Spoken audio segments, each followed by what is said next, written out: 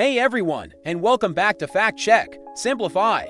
Today, we're talking about that time when the simple act of having a roof over your head went from being a basic life necessity to a subscription service with surge pricing. We're diving into how rent got more competitive than a season finale of The Bachelor and your paycheck was left in the dust. Think of it as the world's worst startup pitch meeting gone global, where the big idea was, what if we made housing, but spicy? And by spicy, we mean unaffordable. I'm about to take a decade of complex economic policy, predatory venture capital, and a soul-crushing housing crisis and boil it down into a 25-part rant. Financial advisors are screaming into their portfolios. It's fine, before the inevitable corporate betrayal starts. If you enjoy this highly dramatic but fun version of Modern Facts, please hit that like and subscribe button. Seriously, it helps us pay the electric bill for our overpriced standing desks, all right. Grab an iced latte. Things are about to get unnecessarily infuriating. Let's teleport back to the before times, a distant, almost mythical era, circa 2018. A time when your biggest housing complaint was that your landlord, probably a guy named Dave who only communicated via blurry flip phone pictures, took 3 weeks to fix a leaky faucet. The concept of home felt tangible, solid. Maybe a little moldy in the corners, but fundamentally real. Rent was expensive, sure. It has always been the monster that eats half your income. But it was an analog monster, a predictable beast. It operated on a logic you could, at the very least, comprehend. In this quaint illusion of a functioning market, rent increases were an annual ritual of mild annoyance. Your landlord would slide a notice under your door, announcing a 4% hike. You'd grumble, check Zillow for 10 minutes, realize moving would cost more, and then begrudgingly sign the new lease. It was a deeply personal, slightly awkward dance. The price was determined not by a supercomputer analyzing trillions of data points, but by Dave's gut feeling, what his brother-in-law was charging for a similar unit, and whether he felt like funding a new fishing boat that year. The system was inefficient, messy, and deeply, deeply human. This humanity, for all its flaws, acted as an unintentional buffer. Dave had to look you in the eye. He knew you had a kid, or a dog, or a weird obsession with collecting vintage teapots. There was a social friction to raising the rent by 40% overnight. It was possible, but it was considered an aggressive, friendship-ending kind of move. The market was a patchwork quilt of individual decisions, a chaotic ecosystem of Daves and Cheryls all making slightly clueless choices. And it was this exact chaos that made the tech world see dollar signs. The inefficiency was not a feature, it was a bug to be exploited. A market full of gut feelings and human awkwardness was, in the language of Silicon Valley, a massive pile of unoptimized cash just waiting to be harvested. Cue the grand entrance of disruption, tech entrepreneurs, fresh off optimizing everything from ordering a taco to finding a date, cast their gaze upon the real estate sector. They saw a trillion-dollar industry running on paper leases, personal checks, and vibes. The horror, they didn't see homes or communities. They saw data points, they didn't see tenants. They saw recurring revenue streams. They looked at landlord Dave's handwritten ledger and saw a gaping inefficiency, a place where cold, hard logic could be injected to maximize returns. The mission was simple: take the human element out of housing. Every awkward negotiation, every gut-based rent price, every ounce of social friction, it all had to go. It was a drag on profits. This set the stage for a fundamental shift in philosophy. The old way was clumsy. Landlords were leaving money on the table. They were charging what they thought the market could bear, not what a rigorous, data-driven analysis proved it could bear. A small landlord might have 5, maybe 10 units. They knew their tenants. A massive property management firm, however, has tens of thousands of units. They don't know their tenants. They don't want to. Knowing them is inefficient. What they want is a dashboard, a single screen that tells them the absolute maximum price. They can charge for every single unit, every single day, without triggering a mass exodus, and so, the seeds of our modern mess were sown in this fertile ground of perceived inefficiency. The core problem, as defined by the incoming tech wave, wasn't that housing was expensive. The problem was that it wasn't expensive enough. It wasn't being squeezed for every last drop of potential profit. The market had a ceiling, but it was a soft, squishy ceiling held up by human decency, ignorance, and laziness. The goal of the new players was to replace that ceiling with a titanium vault door, one that only opened when you fed it more money. Let's crystallize this with a cause and effect chain, because this is where the dominoes start to fall. Cause: the rental market was fragmented, localized, and relied on human guesswork.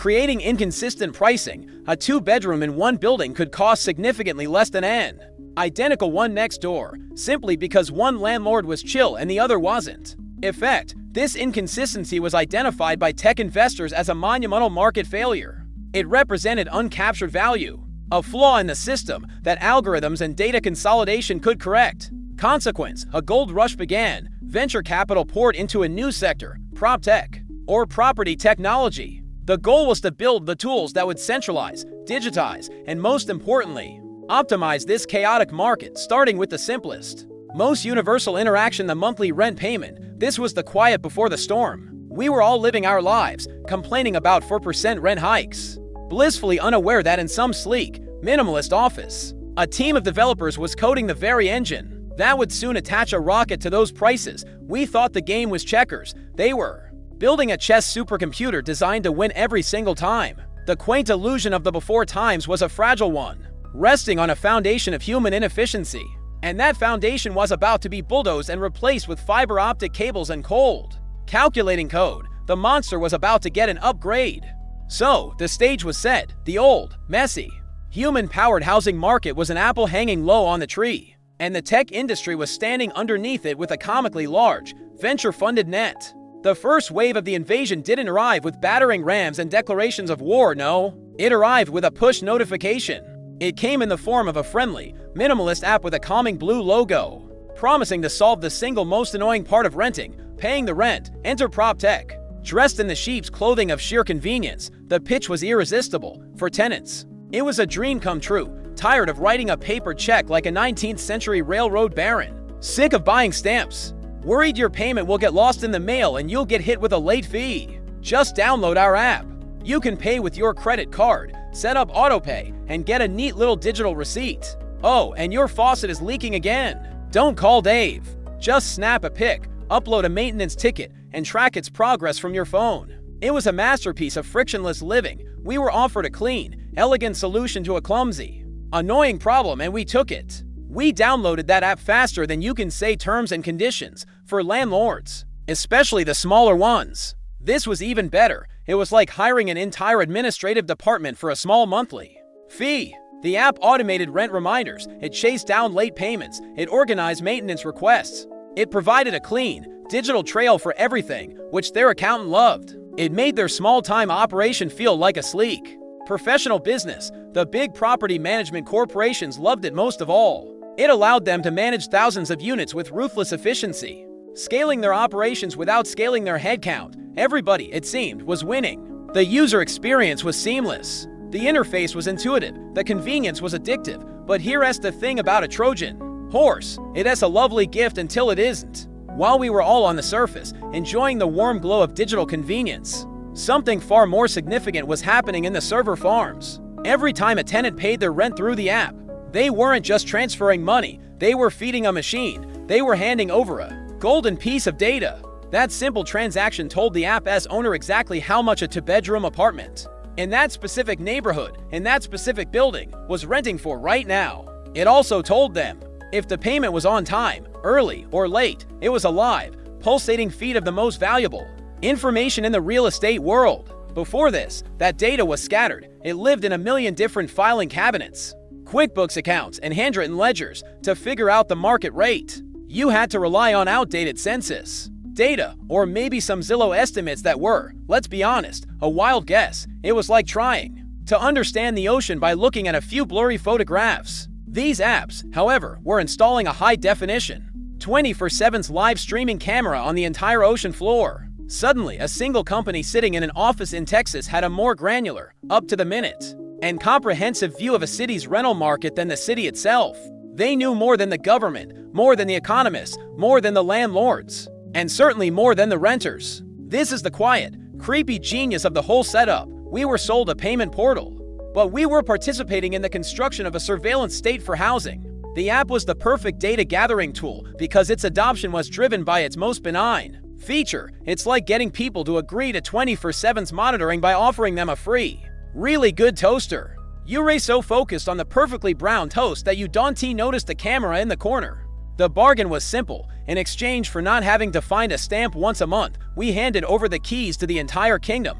We gave one central entity the power to see everything. Let's run the chain of events because the momentum here is terrifying. Cause landlords and tenants enthusiastically adopted user-friendly PropTech apps for their obvious benefits in streamlining payments, communication, and maintenance. Effect, these platforms began aggregating previously siloed data from thousands of properties, creating a massive, centralized, real-time database of who was paying what, where, and when. Consequence, the company behind the app transformed from a simple software provider into the sole possessor of a godlike, panoramic view of the rental market, a strategic asymmetry of information that rendered every other market participant effectively blind. This meta commentary on our modern lives writes itself. We have a fatal weakness for convenience.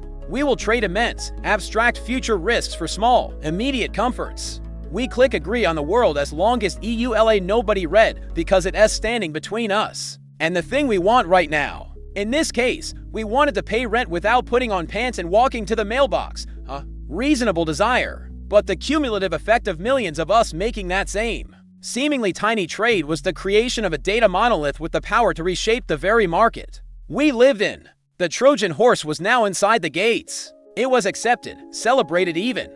Landlords were hooked on the efficiency. Tenants were hooked on the ease of use. The app became the standard, the default way of doing business. And all the while, the data flowed, a river of it, every new lease, every rent payment, every move-out date, all feeding into one colossal, ever-growing brain. The machine was learning. It was understanding the market's deepest patterns and pressures, but it wasn't just learning for the sake of knowledge. Data like that is worthless if you don't use it. And oh boy, were they about to use it. The friendly payment app was just phase 1. Phase 2 was when the soldiers inside the horse were finally going to come out. So, our friendly neighborhood PropTech app has become a data-devouring demigod, quietly building a perfect, panoramic map of the entire rental universe. It's got the data. It's got the infrastructure. All it needs is a catalyst, a moment of chaos so profound, so jarring, that the old rules of the market are incinerated overnight. It needed a moment where a human landlord like Dave would throw his hands up in confusion, completely lost. The machine was a predator waiting for the perfect storm. And then, in early 2020, the storm of the century made landfall. The world slammed to a halt. It was the plot twist nobody saw coming, written by a screenwriter who was clearly on a deadline and just threw everything at the wall. The pandemic wasn't just a health crisis, it was a reality reorganization event.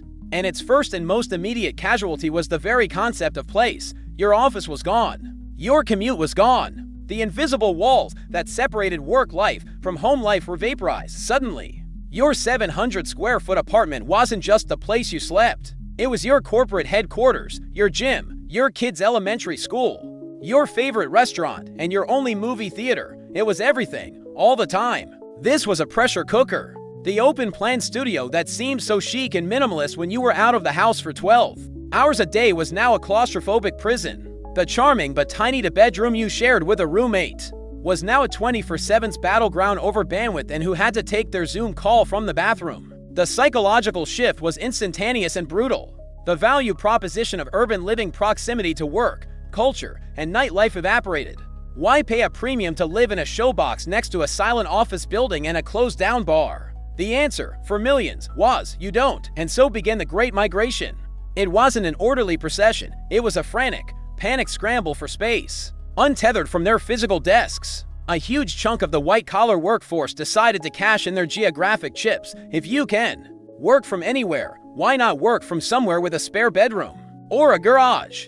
Or, the ultimate holy grail of the pandemic era, a backyard. A small, private patch of grass became the most coveted luxury item on the planet. This triggered a demand shockwave that radiated outward from dense city centers to the suburbs, the exurbs, and any small town with decent internet. Think of it as the world's most stressful game of musical chairs. The music, the hypnotic anthem of remote work forever, started playing. And millions of people stood up at once, desperate to find a better chair. The chairs, in this case, were single-family homes with yards. But here's the catastrophic flaw in the game. While the number of players had just exploded, the number of chairs hadn't changed. In fact, thanks to the pandemic, the supply chain for new chairs completely imploded. Lumber prices shot up over 300%. Construction sites went quiet. The production of new homes slowed to a crawl at the exact moment that demand went supernova. The resulting frenzy was a spectacle of pure market panic. Homes that had sat on the market for months were suddenly getting dozens of offers. In a single weekend, people were bidding tens, even hundreds of thousands of dollars over the asking price for painfully average suburban houses. They were waiving inspections, writing heartfelt pick-me letters to sellers, and making life-altering financial decisions based on a 15-minute walkthrough. It was chaos, it was a gold rush, and it was the absolute perfect environment for a system designed to exploit market volatility. This brings us back to our data hoarding machine. Cause, the pandemic and the sudden, widespread adoption of remote work fundamentally altered what people needed from their homes, vaporizing the appeal of small urban apartments. Effect, this created a massive, panicked migration of demand towards a very limited supply of suburban and rural single-family homes, triggering unprecedented bidding wars and price spikes. Consequence, the housing market was thrown into a state of extreme disequilibrium and chaos. A perfect storm that the old, slow, human-driven methods of price setting were completely unable to handle, creating a vacuum of power. This is the brutal irony that history will remember. We got the remote work revolution we had been fantasizing about for a decade. The freedom to escape the cubicle, to ditch the soul-crushing commute. We won. But it was a monkey's paw victory. The wish was granted, but it came with a devastating side effect. It unleashed a housing affordability crisis so severe it would rewrite the financial futures of an entire generation. You can work from anywhere now. Congratulations. Too bad you can't afford to live anywhere. This chaotic, unpredictable, emotionally charged market was a nightmare for humans to navigate. But for an algorithm, it was paradise. An algorithm feels no panic. It feels no FOMO. It doesn't get swept up in the emotional frenzy of a bidding war. It just sees the data, and the data it was seeing, through that friendly little rent payment app, was breathtaking. It saw application numbers skyrocketing in certain zip codes. It saw vacancy rates in suburban apartment complexes plummet to zero. It saw the real-time desperation of millions of people all looking for the same thing at the same time. A human landlord would be baffled. Dave would have no idea what to charge, but the machine knew. The machine was watching everything, and it was about to make its move. The chaos wasn't a problem for the system. It was the entire point. It was the moment the system was built for. The housing market was now a full-blown panic room. A chaotic frenzy of desperate buyers chasing a handful of overpriced homes. This is the moment where, in a sane world, things might have cooled off. Prices would hit a natural ceiling of what people could actually afford, and the market would stabilize. But we do not live in a sane world. We live in a world where a 5-alarm fire is seen by some as a fantastic opportunity to sell artisanal, overpriced fire extinguishers. The smell of burning money and desperation was in the air, and that smell attracted a new and far more dangerous predator, Wall Street. Just when you thought the game couldn't get more rigged, the titans of finance entered the chat. We're talking about massive private equity firms, institutional investors, and real estate investment trusts. Rights. These aren't people, they are entities. Abstract financial behemoths with names that sound like elite law firms. Blackstone, KKR, Invitation Homes. They command war chests of capital that dwarf the economies of small nations. And in the chaos of the Great Migration, they looked at the humble single-family home and saw the hottest new asset class on the planet. Their logic was cold, simple, and devastatingly effective. The stock market was volatile, bonds were paying next to nothing, but housing. People will always need a place to live. That's not a variable, it's a biological constant. A portfolio of thousands of houses, each generating a monthly rent check, looked like the safest, most reliable, inflation-proof investment imaginable. The pandemic-fueled demand spike wasn't a warning sign to them, it was a massive, flashing billboard that screamed, "Free money here." So they pivoted. They took the billions they normally use to buy and sell corporations and pointed that fire hose of cash directly at suburban American neighborhoods. What happened next was a blitzkrieg. These firms didn't shop for houses the way you or I would. A normal family is a fragile creature in the real estate jungle. They need to get pre-approved for a mortgage. They need an appraisal to come through. They need to do an inspection to make sure the foundation isn't made of graham crackers. They are slow, cautious, and constrained by their own personal finances. The institutional investor has none of these weaknesses. They operate with the speed and decisiveness of a military operation. They make all-cash offers, sometimes sight unseen. They waive every contingency.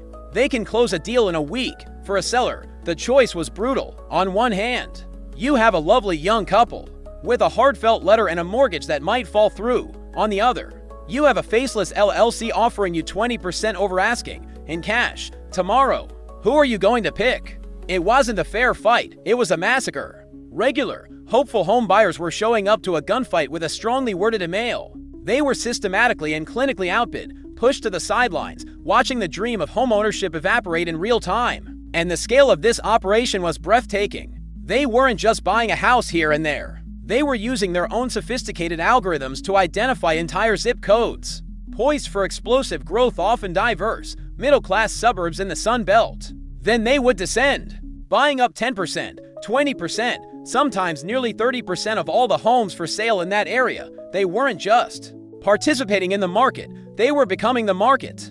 They were a whale swallowing entire schools of fish, fundamentally altering the ecosystem for everyone else. This is the moment the narrative of housing in America changed forever. Cause the post-pandemic housing market as chaos and profitability attracted billions of dollars from large-scale institutional investors seeking a safe, yield-generating asset. Effect, these firms, armed with all-cash offers, launched a systematic campaign to acquire vast inventories of single-family homes, outcompeting and sidelining individual, mortgage-dependent buyers. Consequence, the available supply of homes for ownership was deliberately constricted, turning would-be homeowners into permanent renters. And the new landlord at the end of this cruel transaction was, with crushing irony, the very same corporation that had outbid them for the house in the first place. This was the financialization of a human right. Shelter was no longer the primary purpose of a house. Its new purpose was to be a yield-generating single-family rental asset in a globally diversified real estate portfolio.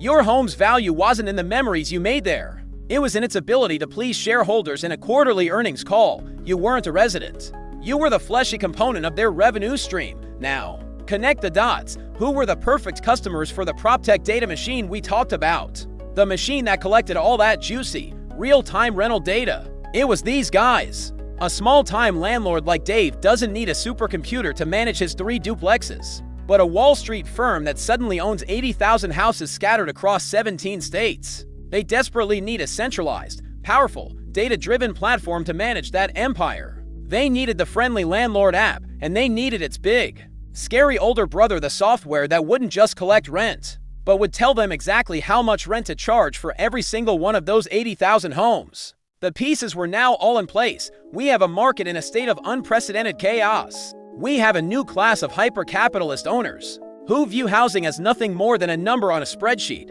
and we have the tool, the data-rich software platform, waiting in the wings. The only thing left to do was to plug it in, turn it on, and see how high the numbers could go. So, the board is set. The players are in position. On one side, you have the new titans of housing, massive Wall Street firms that have swallowed entire neighborhoods. On the other, you have millions of desperate renters and would-be buyers, shell-shocked by the chaotic market. In the middle, you have the data, a vast, shimmering ocean of it, collected by the friendly landlord app. All that's missing is the weapon, the tool that will allow the new owners to wield that data with maximum, terrifying efficiency. And so, the algorithm awakens. It doesn't have a cool robot voice or a glowing red eye. It has a name that sounds like it was focus grouped by a committee of cyborg accountants, YieldStar, developed by a Texas-based real estate tech company called RealPage. YieldStar wasn't some simple rent calculator. It was a sophisticated, enterprise-level revenue management software. And its promise to the big landlords was as simple as it was seductive. You are leaving money on the table. Your human property managers are too soft, too inefficient, too driven by pesky emotions like empathy. They're afraid to push rents higher because they have a gut feeling. We will replace their gut with our data. We will replace their feelings with our algorithm. We will get you every last dollar. The sales pitch was a masterclass in corporate jargon. It was all about price optimization, asset performance, and eliminating revenue leakage. The software would analyze a fire hose of data, not just public data like Zillow listings, but a treasure trove of private, proprietary, real-time information vacuumed up from its own clients. This was its superpower. When a property manager signed up for YieldStar, they didn't just get access to the software. They agreed to pour all of their own rental data into the collective pool. How many of their units were vacant? What were their current tenants paying? What was the rent on new leases? This was sensitive, competitive information that landlords used to guard jealously. YieldStar's genius was convincing them all to share. It created a private, members-only club for the country's biggest landlords. They all fed their data into the central machine, and in return, the machine gave them the one thing they all craved, a price. Not a suggestion, not a guideline, a price. The software would spit out the exact dollar amount to charge for apartment 4B. When its lease came up for renewal, it would tell you what to list the vacant unit 7C for. Every day, for every unit, this fundamentally altered the goal of being a landlord. For decades, the primary metric of success for a property manager was occupancy. The goal was to keep the building 100% full. A vacant apartment was a bleeding wound, a source of lost income. To keep tenants, managers would often give small, below-market renewal increases. They'd cut a deal to keep a good, long-term tenant rather than risk a month of vacancy. It was a human-scale calculation of risk and reward. YieldStar declared this entire philosophy obsolete. The new god was not occupancy, the new god was revenue. The algorithm taught its users that it was mathematically more profitable to have a building that was 96% occupied with rents at the absolute maximum the market would bear than a building that was 100% occupied with slightly lower, more reasonable rents. A few vacant units were no longer a sign of failure, they were a calculated cost of doing business, a necessary sacrifice to the great god of revenue. The software was explicitly designed to push rents to a level that would make a certain percentage of people leave. It was engineered churn. Let's trace the sheer, brutal logic of this machine. Cause massive.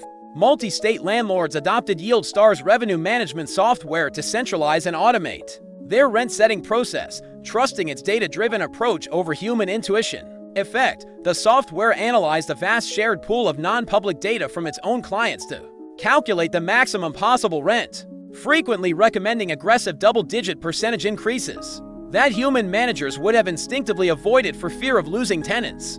Consequence: the act of setting rent was officially outsourced to a black box algorithm. Its core directive was not to find a fair market price, but to relentlessly probe for the upper limit of tenant affordability, systematically pushing the entire market higher as its clients followed its recommendations in lockstep. They handed the keys to the rental market over to a piece of code. A code that has no concept of a family's budget, of the rising cost of groceries, of the gnawing anxiety that comes with a 30% rent increase notice taped to your door. The algorithm doesn't care if you have to pull your kid out of their school district. It doesn't know what a neighborhood is. It is a dispassionate intelligence that has been given one, and only one, prime directive: the number must go up, according to a stunning report by ProPublica, which first blew the lid off this whole thing. Company insiders and former employees admitted the software was designed to overcome the natural human tendency toward caution.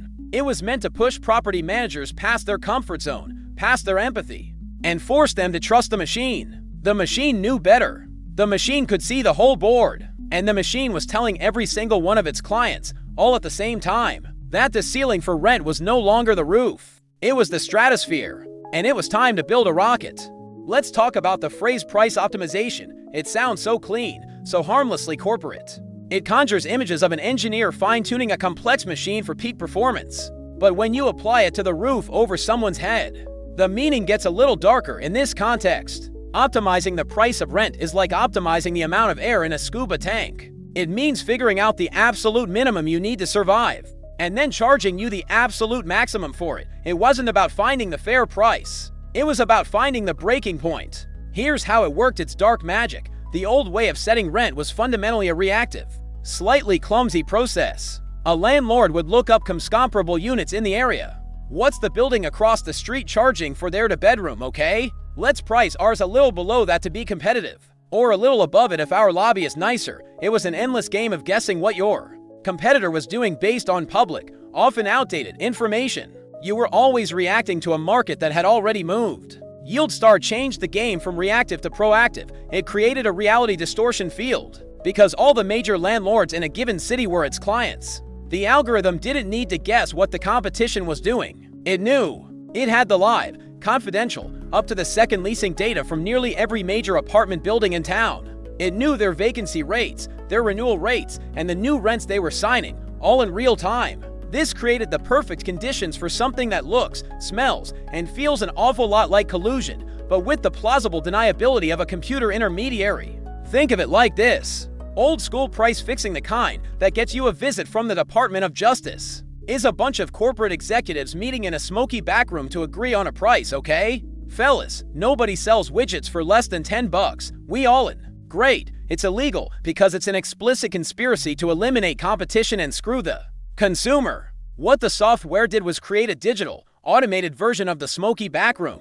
There was no meeting, no handshake. The landlords didn't have to talk to each other at all. They just had to talk to the algorithm, and the algorithm talked to all of them. It was the central hub, the master brain. It would see that apartment complex A, owned by a massive right, had successfully raised rents by 12% last week. So, when apartment complex B, owned by a different massive right, asked the software for a price on a new lease, the algorithm would say, well, your competitor and fellow subscriber just got a 12% increase. The data indicates you can get 14%. So Complex B lists their unit at the new, higher price. A week later, another unit opens up back at Complex A. They ask the algorithm for a price, and the algorithm says, excellent news. Your competitor, Complex B, is now charging 14% more. The data indicates you can get 16%.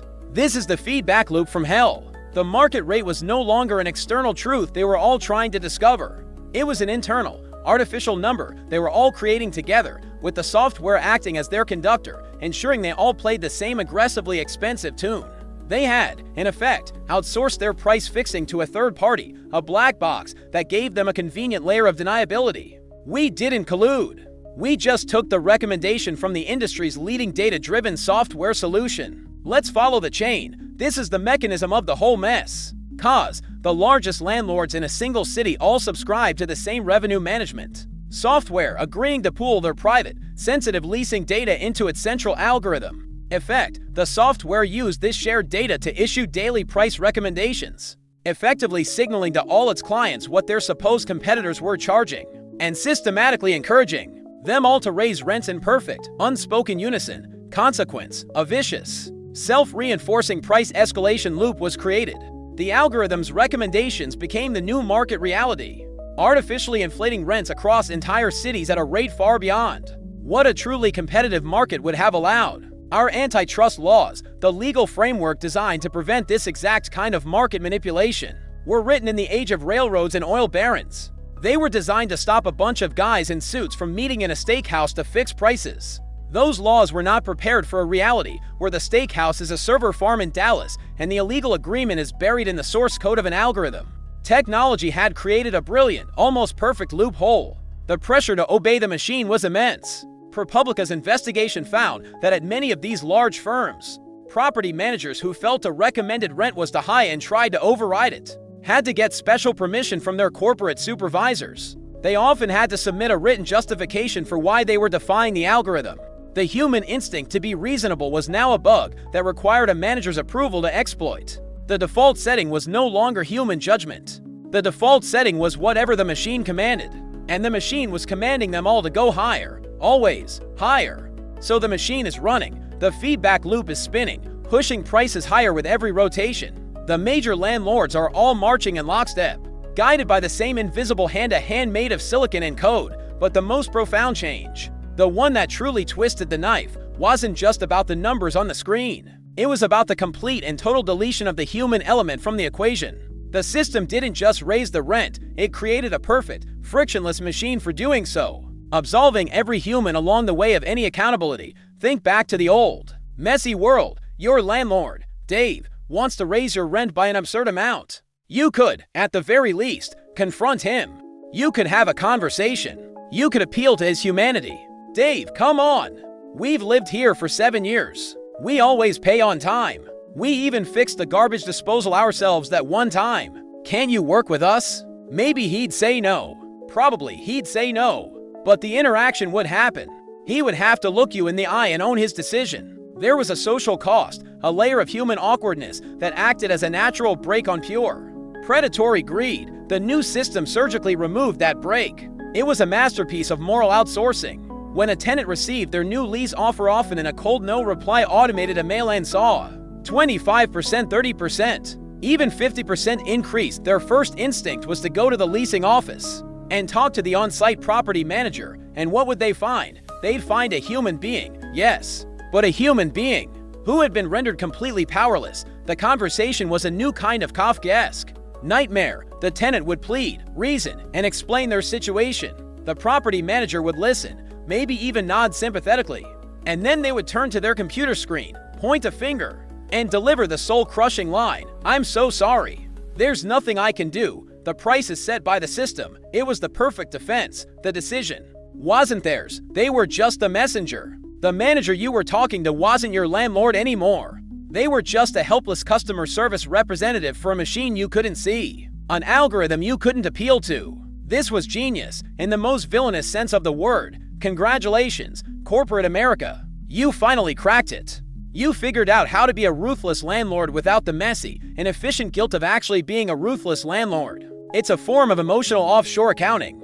The decision to potentially displace a family was no longer made by a person who had to see the consequences of that decision. It was made by a server farm hundreds of miles away. The corporation gets its maximized profits, and the local manager gets to sleep at night by telling themselves and you that their hands were tied. The algorithm did. It became the 21st century slick, corporate version of "I was just following orders." Let's trace the devastating efficiency of this dehumanization.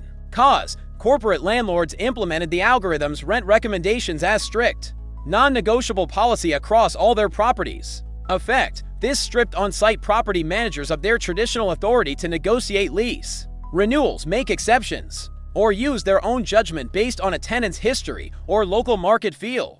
Consequence: the entire landlord-tenant relationship was severed and replaced with a cold, transactional interface. The possibility of negotiation was eliminated, leaving tenants completely powerless against mathematically derived rent hikes, while the corporation itself was shielded from any direct moral or personal responsibility for displacing its own customers. Your entire history as a tenant became worthless. 5 years of on-time payments, irrelevant to the algorithm. The fact that you're a quiet, respectful neighbor who never causes problems, not a variable in the code. Your family's financial situation, your kid's school, your connection to the community, all just noise. The only things that mattered were the data points the machine was programmed to care about: vacancy rates, competitor pricing, and the maximum calculated price point before a statistically acceptable number of people would be forced to flee. You were no longer a person. You were an input, a line item on a spreadsheet, to be optimized or deleted. This wasn't just a business model. It was a psychological masterstroke. By placing the blame on a mysterious, all-knowing system, it disarmed tenant anger and frustration. Who are you supposed to be mad at? The friendly but helpless person in the leasing office? The faceless corporation on the lease agreement? Or the abstract concept of an algorithm? It created a sense of crushing inevitability. The rent increase wasn't a proposal from a person you could reason with. It was presented as an unchangeable fact of the universe, like the rising of the sun or the tyranny of gravity, and against that, what can you possibly do? The machine was now fully integrated. The human element was a ghost, a fond memory of a less efficient time, and with every major landlord in the city plugging into the same central brain, a strange and deeply unsettling phenomenon began to emerge. The entire market started to feel the same. The texture, the dynamism, the very possibility of competition, it all just evaporated. It was like walking into a grocery store and discovering every brand of cereal, from Cheerios to Captain Crunch, was now owned by the same company and cost the exact same price per ounce. The choice was just an illusion for anyone trying to rent an apartment in this new era. The experience was maddeningly uniform. You'd get the automated renewal notice from your current corporate landlord, a 22% rent increase. Non-negotiable. Outraged, you'd declare, "Fine, I'll move. I'll find a better deal." It's a free market, and then you'd step into that free market and realize it was a hall of mirrors. You'd tour 5 different sleek, modern apartment buildings, all owned by different, vaguely named national real estate conglomerates, and in each one, the script was identical. The leasing agent, a friendly but powerless human interface for the algorithm, would show you a beautiful unit. Then you'd ask the price for this one bedroom. They'd say, staring at their tablet, "The system is quoting $2,500 a month. That price is valid for the next 48 hours." You'd ask if there was any flexibility. They would give you a sympathetic, practiced smile. "Unfortunately, no. All our pricing is dynamic and set by our corporate revenue management system." You'd go to the next building, a mile away, owned by a completely different company. You'd tour an almost identical one-bedroom. "The price today is $2,525, the agent would say. "It's determined by our system's analysis of market dynamics." After the 3rd or 4th time hearing this, a cold dread would begin to creep in. You weren't shopping in a market anymore. You were submitting an application to a monolith. The fundamental principle of capitalism, competition, had been quietly and efficiently disabled. Landlords weren't trying to beat each other on price. To win your business, why would they? The software was telling them they didn't have to. The software, using its all-seeing eye, knew there was a housing shortage. It knew people were desperate. It knew that if landlord A didn't have to lower his price to fill a unit, then landlord B didn't either, and landlord C could actually raise his. This is where the whole situation starts to smell distinctly like a cartel. A cartel is an agreement between competitors to fix prices, limit supply, and eliminate competition. They're notoriously illegal, but what was happening here was a kind of cartel as a service. No illegal meetings in smoky backrooms were necessary. The landlords didn't need to conspire. They just needed to all subscribe to the same software that did the conspiring for them. The algorithm became the de facto cartel manager, ensuring all its members were pushing prices in the same direction, up. Let's trace the collapse of competition. Cause: the overwhelming majority of large-scale corporate landlords within a single city or submarket all adopted and adhered to the same centralized, data-sharing pricing algorithm. Effect: the software's core logic discouraged price wars and competitive undercutting. Instead, it used the shared data to encourage all its clients to collectively raise their prices to a new, shared and artificially inflated baseline, knowing their competitors would do the same. Consequence: for the average renter, meaningful competition vanished. The act of shopping around for a better deal became a futile, soul-crushing exercise. All the major apartment providers began offering startlingly similar, non-negotiable, and algorithmically determined prices, creating a functional cartel that left consumers with no leverage and no real alternatives. It was the ultimate magic trick, a market that looked vibrant and free on the surface, with dozens of different brands to choose from, but was actually being centrally planned from behind a digital curtain. Renters started noticing it everywhere. In hot markets like Atlanta, Phoenix, Denver, and Seattle, it suddenly felt as if every single luxury apartment building had received the same memo, at the same time stating that a 15%, 20%, or even 25% year-over-year rent hike was the new completely normal and totally non-negotiable cost of living. The power dynamic had been completely inverted. You were no longer a customer to be courted, you were a supplicant, hoping to be granted a place to live at a price you could barely afford. The discovery that there was nowhere to run, that every door led to the same overpriced room, was a profoundly demoralizing moment for millions of people. It was the moment they realized the game was truly, comprehensively rigged. So, you've made your grim discovery. The market is a mirage. Competition is dead. Every corporate-owned apartment building in the city is singing from the same, algorithmically generated, excruciatingly expensive hymnal, but the human need for shelter is not optional. You can't just opt out of the housing market. So, defeated and demoralized, you decide to play the game. You pick a few of the least offensive options and prepare to apply. Welcome, dear listener, to the next level of this dystopian carnival ride, the application gauntlet. The price of admission: your money, your data, and a significant portion of your will to live. The application fee has always been a mildly annoying part of renting, a little bit of financial salt in the wound. The official justification was always that it covered the administrative costs of running a credit and background check. In the before times, you'd pay your $50, cross your fingers, and usually that was that. But in the new, hyper-competitive, algorithm-driven market, the application process transformed into a brutal, high-stakes, and deeply predatory machine. Because every decent apartment now had a virtual line of desperate applicants stretching around the block. You couldn't just apply to one place. That was a rookie move. A one-way ticket to sleeping on your friend's couch. To have any realistic chance of landing a home, you had to employ a shotgun strategy. You had to apply to 3, 5, maybe 7 different places at the exact same time and pray that one of them hit the target. And every single one of those applications came with its own non-refundable fee. Let's do the painful, simple math of this new reality. Let's say a typical application fee is $75 per adult. For a couple, that's $150 per application. To give themselves a fighting chance in a market with 50 other applicants per unit, they decide to apply to 5 different apartment complexes. That is $150 times 5. That's $750. Gone, poof. It vanishes into the digital ether, a non-refundable tribute paid to the gods of housing, just for the privilege of being considered. This isn't a security deposit.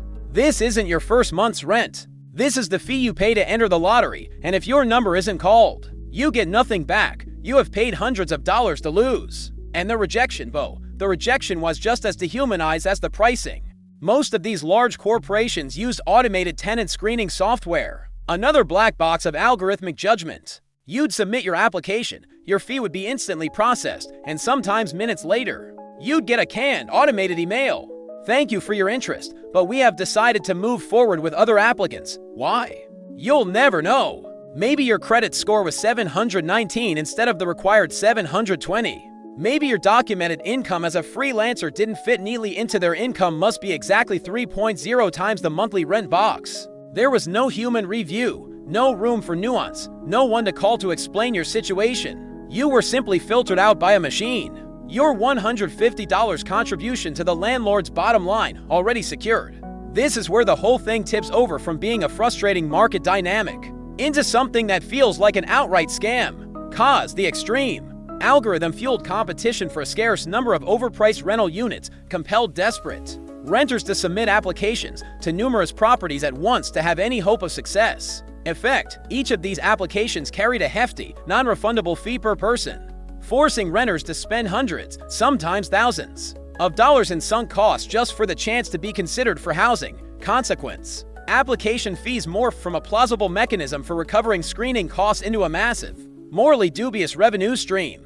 Corporate landlords were now profiting directly from the very desperation and market scarcity that their own pricing algorithms had intentionally created and amplified. Think about it. One vacant apartment, 50 applications, and $150 a pop for a couple. That landlord just collected $7,500 in application fees for a single unit. Stories began to flood online forums and news reports.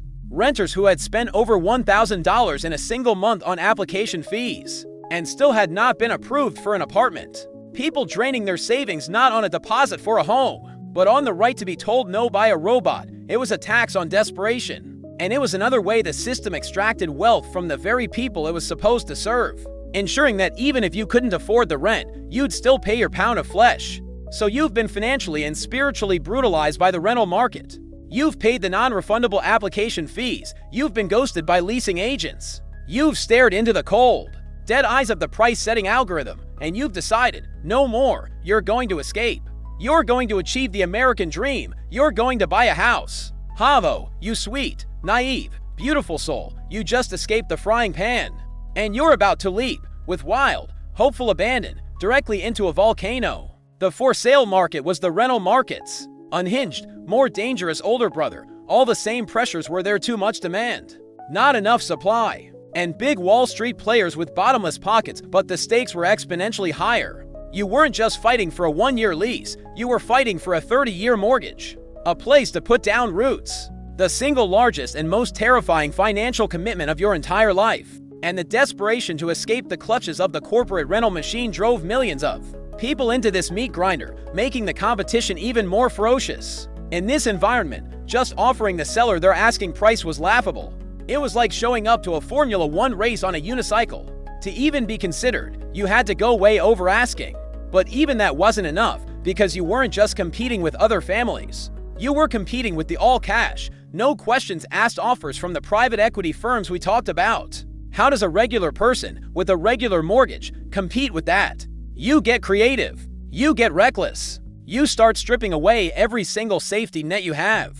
You start waiving contingencies. And the first and most important safety net to go: the home inspection. Let's be clear about what this is. A home inspection is the single most crucial piece of due diligence a buyer can do. It is when you pay a professional to go through the house with a fine-toothed comb and a flashlight to make sure the foundation isn't crumbling, the roof isn't about to collapse, the wiring won't spontaneously combust, and the plumbing isn't secretly made of papier match. It is your one and only shield against buying a catastrophic money pit. It's the check engine light for your $500,000 purchase. And people started, en masse, turning it off. They waived the inspection voluntarily. They would write it into their offer: "We will buy your house for tens of thousands of dollars over asking, and we promise we will not check to see if it is a complete and total disaster." Why on earth would anyone do this? Because in a bidding war with 30 other offers, an offer that's contingent on a clean inspection is a weaker offer. It introduces a risk for the seller. What if the inspector finds something? The buyer might back out. The seller has to put the house back on the market. It's a hassle. An offer with no inspection contingency was almost as good as cash. It was clean. It was certain. It was fast. This was the moment the market hysteria completely consumed all rational thought. People were making the biggest financial gamble of their lives, completely blind. Cause in a ferociously competitive home buying market, regular mortgage-dependent buyers were desperate to make their offers as attractive as the all-cash offers from institutional investors. Effect, a huge number of buyers began waiving essential consumer protections, most critically the home inspection contingency, to signal to sellers that their offer was fast, certain, and risk-free. Consequence, millions of people bought the most expensive asset of their lives with zero professional insight into its physical condition. They were, in effect, gambling their entire life savings on the hope that the beautiful Zillow photos weren't hiding a cracked foundation or a colony of termites throwing a rave in the load-bearing walls. This was no longer about buying a home, it was about winning a home. The fear of missing out, of being priced out forever and condemned to a lifetime of algorithmic rent hikes, became far more powerful than the fear of financial ruin. People were buying houses they had only seen for 10 minutes during an open house swarming with 100 other people. Some were buying houses based only on a FaceTime tour. They were betting everything on a dream, a handful of glossy photos, and a prayer that the previous owner wasn't a professional at hiding catastrophic structural damage. Real estate agents in the hottest markets reported that nearly a third of winning offers had the inspection waived. It became the terrible, unspoken price of admission. You either took the terrifying leap of faith, or you went back to the application gauntlet in the rental world. It was a choice between two different kinds of impossible, and people were gambling their futures because it felt, in the madness of the moment, like the only choice they had.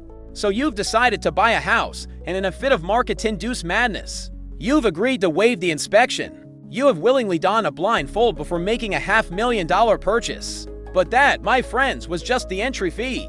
That was the cover charge to get into the club. Now you have to survive the main event. Now you have to enter the gladiatorial arena of the bidding war. Ladies and gentlemen, welcome to the blood sport that became a national pastime in the early 2020s. In this corner, we have a lovely family of 4 with a solid pre-approval letter, a heartfelt dream, and a carefully planned budget. And in the opposite corner, we have 37 other lovely families, to faceless LLCs funded by Wall Street, and a complete and utter detachment from financial reality. Let's get ready to overbe it.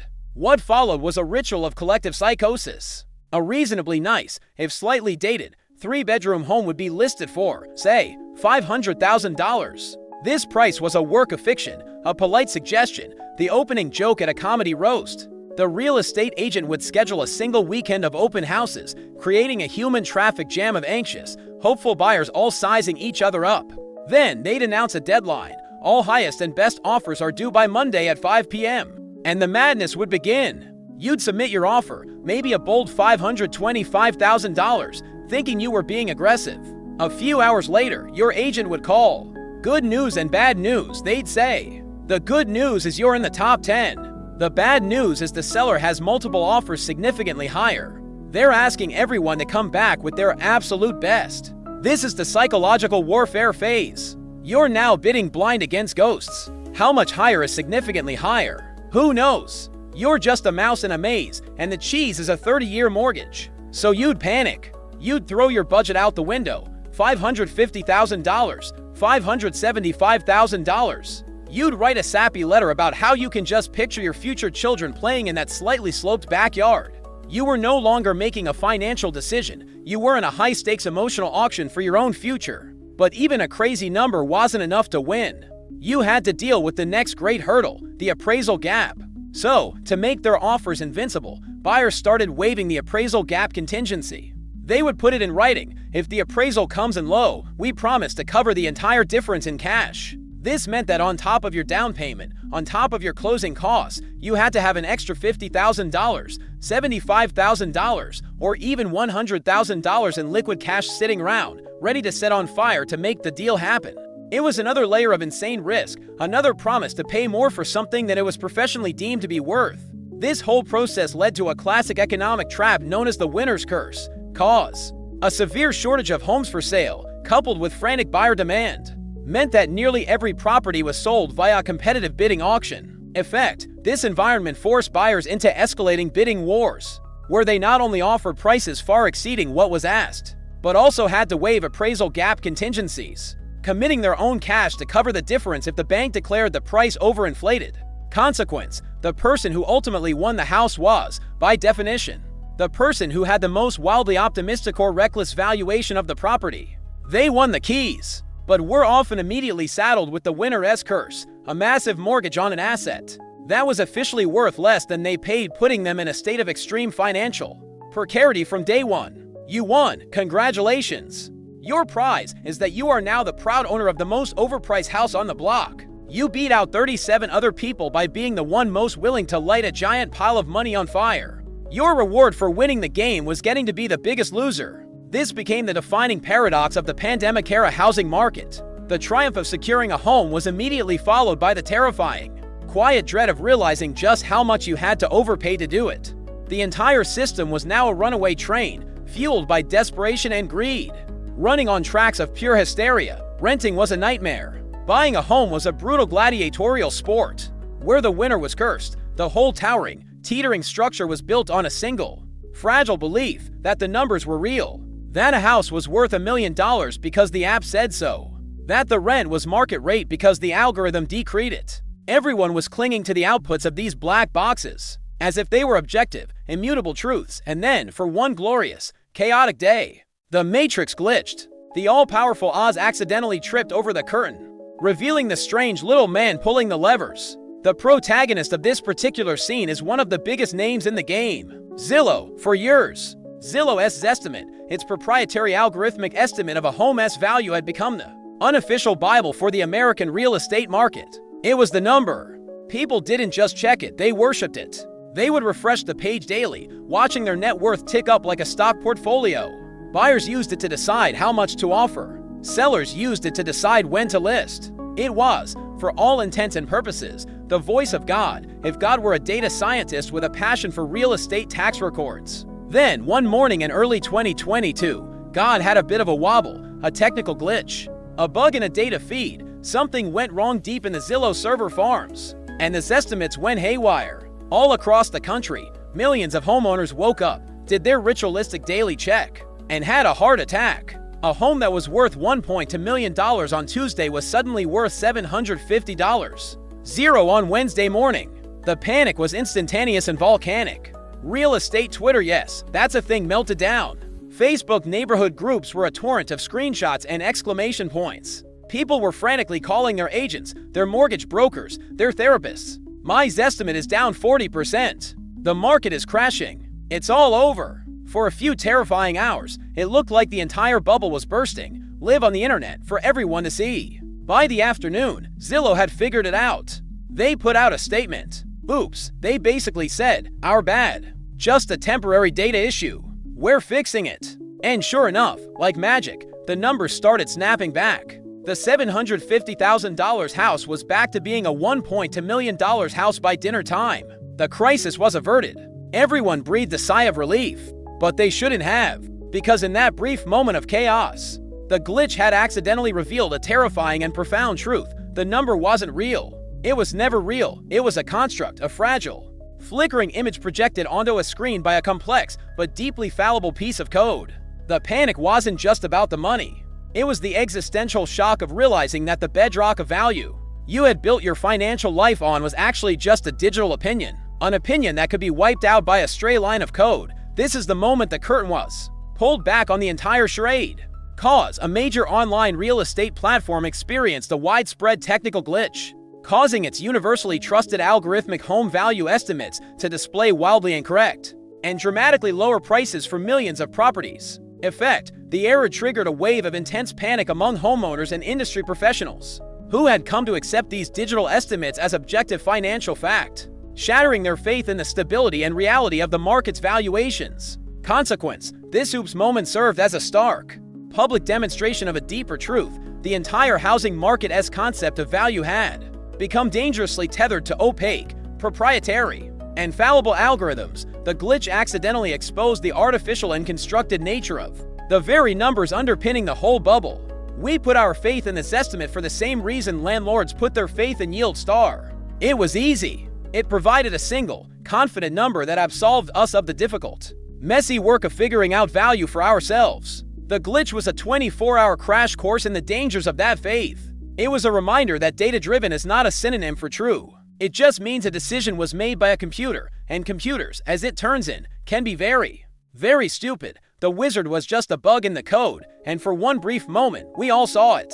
And then, we collectively decided to forget, because believing the illusion was so much more comforting. The Zillow glitch was a brief, accidental flash of honesty in a system built on increasingly elaborate fictions. It revealed that the numbers dictating our financial lives were fragile, algorithmic constructs, but that just begs a more sinister question. Where does an algorithm get its information? What is it learning from? We know about the Friendly Landlord app, the Trojan horse that collected data from the landlords. But the machine was hungry for more. It wanted to know everything. And to get it, the data mining operation turned its all-seeing eye directly on you. For most of modern history, your rent payment history was a surprisingly private affair. It was a ghost in the financial machine. You could pay rent perfectly on time for a decade, and it would do absolutely nothing to help you get a car loan. Your credit report was a one-way mirror. Missing a rent payment could wreck your life and lead to eviction, but making every payment on time earned you exactly 0 points with the big credit bureaus. It was a system of punishment with no reward. Then, a new innovation appeared. Dressed in the now familiar language of empowerment and convenience, a wave of new services, many partnering directly with the big property management companies and their payment portals, offered to fix this problem.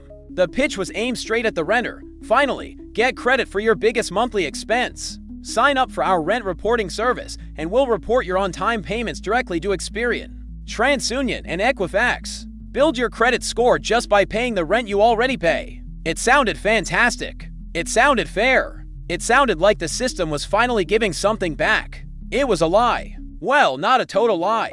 A small, temporary boost to your credit score was possible. But the real customer of these services was never the renter. The real customer was the vast, data-hungry ecosystem of credit bureaus, data brokers, and of course, the corporate landlords themselves. While you were focused on the promise of a few extra credit points, you were opting into a massive surveillance program. You were agreeing to have every single rent payment you made, how much it was, and the exact day you paid it vacuumed up, packaged, and sold to the highest bidder. This created a terrifying new tool in the landlord's arsenal. Before, a screening report was pretty basic: credit score, criminal background. Now, they could pull a much more detailed, invasive tenant score. They could see your entire rental payment ledger. But the truly diabolical part was how this new data was fed back into the price-setting algorithms. Like Yield Star, the machine wasn't just looking at your past to decide if you were a reliable tenant. It was analyzing your past to predict how much it could exploit you in the future. Here's the part where your brain melts. Let's say your rental history showed that last year, your previous landlord raised your rent by a steep 15%, and your record shows you paid it on time every month. You did the responsible thing. You tightened your belt, cut back elsewhere, and you made the payment. In a sane world, this marks you as an excellent, stable tenant. But in the world of the algorithm, it marks you as something else entirely: a pigeon, a mark, a verified, grade A sucker. Your history of accepting a huge rent increase was not seen as a sign of your reliability. It was a data point that signaled you had a high price tolerance. The algorithm would flag your profile. The logic was simple and brutal. This subject has a demonstrated history of absorbing significant price shocks without fleeing. The predictive model indicates a high probability of successfully imposing an even larger increase. Your own responsible behavior was meticulously recorded and then used as evidence against you. It was weaponized to justify the next, even more audacious, rent hike. Let's follow the data trail. Cause: new rent reporting companies, under the guise of helping tenants build credit, partnered with landlords to collect and digitize millions of individual rental payment histories. Effect: this created a vast, new, and highly detailed dataset that was packaged and sold to the wider financial industry, including tenant screening services and data brokers. Consequence: pricing algorithms like Yield Star gained access to this granular data, allowing them to analyze a tenant's historical tolerance for rent increases. A tenant's past compliance with a steep hike was then used as a key variable to predict their breaking point, explicitly targeting them for even more aggressive price increases in the future. They sold us a beautifully packaged story about financial empowerment, all while the real business was to build a more perfect, more data-rich cage. They were selling the architectural blueprints of our financial vulnerabilities to the very people who owned the cage. Every on-time payment was another bar on the window. Every responsible decision was another nail in the coffin of affordability. You thought you were just paying your rent, you were actually training the AI that would one day price you out of your home. So, we have the complete picture now. The algorithm is setting the price. The human element is gone. Competition is a fond memory. Your own financial history is being used to calculate your precise breaking point. The entire system has been meticulously engineered to extract the maximum possible dollar amount for the basic human need of shelter. But all of this exists in a vacuum until we introduce the one final, crucial variable into the equation, your paycheck. Okay, class, let's get our imaginary graphs out, because we are about to witness a mathematical massacre. On this graph, we're going to plot two lines over the last couple of decades. But pay close attention to what happens after 2020. The first line represents wages, your income, your salary. For the average person, this line is a gentle, polite, almost lazy upward drift. It inches higher, year after year, with a quiet, dignified plodding. It's a tortoise. It's a sleepy river. It's the kind of line that apologizes for taking up too much space on the graph. It's your 3% annual cost of living raise, the one that doesn't even keep up with the real cost of living. Now, let's draw the second line. This line represents the median rent in most major American cities. And this line does not plod, it does not drift, starting around 2021. This line decides it's had enough of gravity and the laws of physics. This line attaches itself to a SpaceX rocket. It goes vertical. It's a sheer cliff face. It has a hockey stick graph so aggressive it looks like it is trying to stab the top of the chart. While the wage line was taking a leisurely stroll, the rent line entered a fighter jet and broke the sound barrier. This, my friends, is the great decoupling. For generations, while the relationship was often strained, those two lines maintained a basic, functional connection. Wages went up, rent went up, the gap was there, but it was manageable. The core social contract, however frayed, still held. If you work a decent job, you should be able to afford a decent place to live. The great decoupling is the moment that contract was not just broken, but shredded, incinerated, and had its ashes scattered into the wind. This isn't a story about financial mismanagement or avocado toast anymore. This is a story about a mathematical impossibility. When your rent is increasing by 20% in a single year, and your salary goes up by 4%, the system has failed. The equation is broken. You can't budget your way out of that. You can't tighten your belt when the belt is already around your neck. The gap between what you earn and what it costs to have a roof over your head became, for millions of people, a chasm. For years, the golden rule of personal finance was the 30% rule. Never spend more than 30% of your gross income on housing. That rule is now a cruel, bitter joke, a historical artifact from a lost civilization. In the wake of the decoupling, that number crept up to 40%, then 50%. In many cities, people were spending 60% of their pre-tax income just on rent. This is not living. This is a subscription to a state of permanent financial panic. When half your paycheck is gone before you've even bought groceries, there is no money for savings. There is no emergency fund. There is no paying down student debt. There is no planning for the future. There is only the rent. The rent and the gnawing fear of the next algorithmically determined increase. Let's break down the system failure.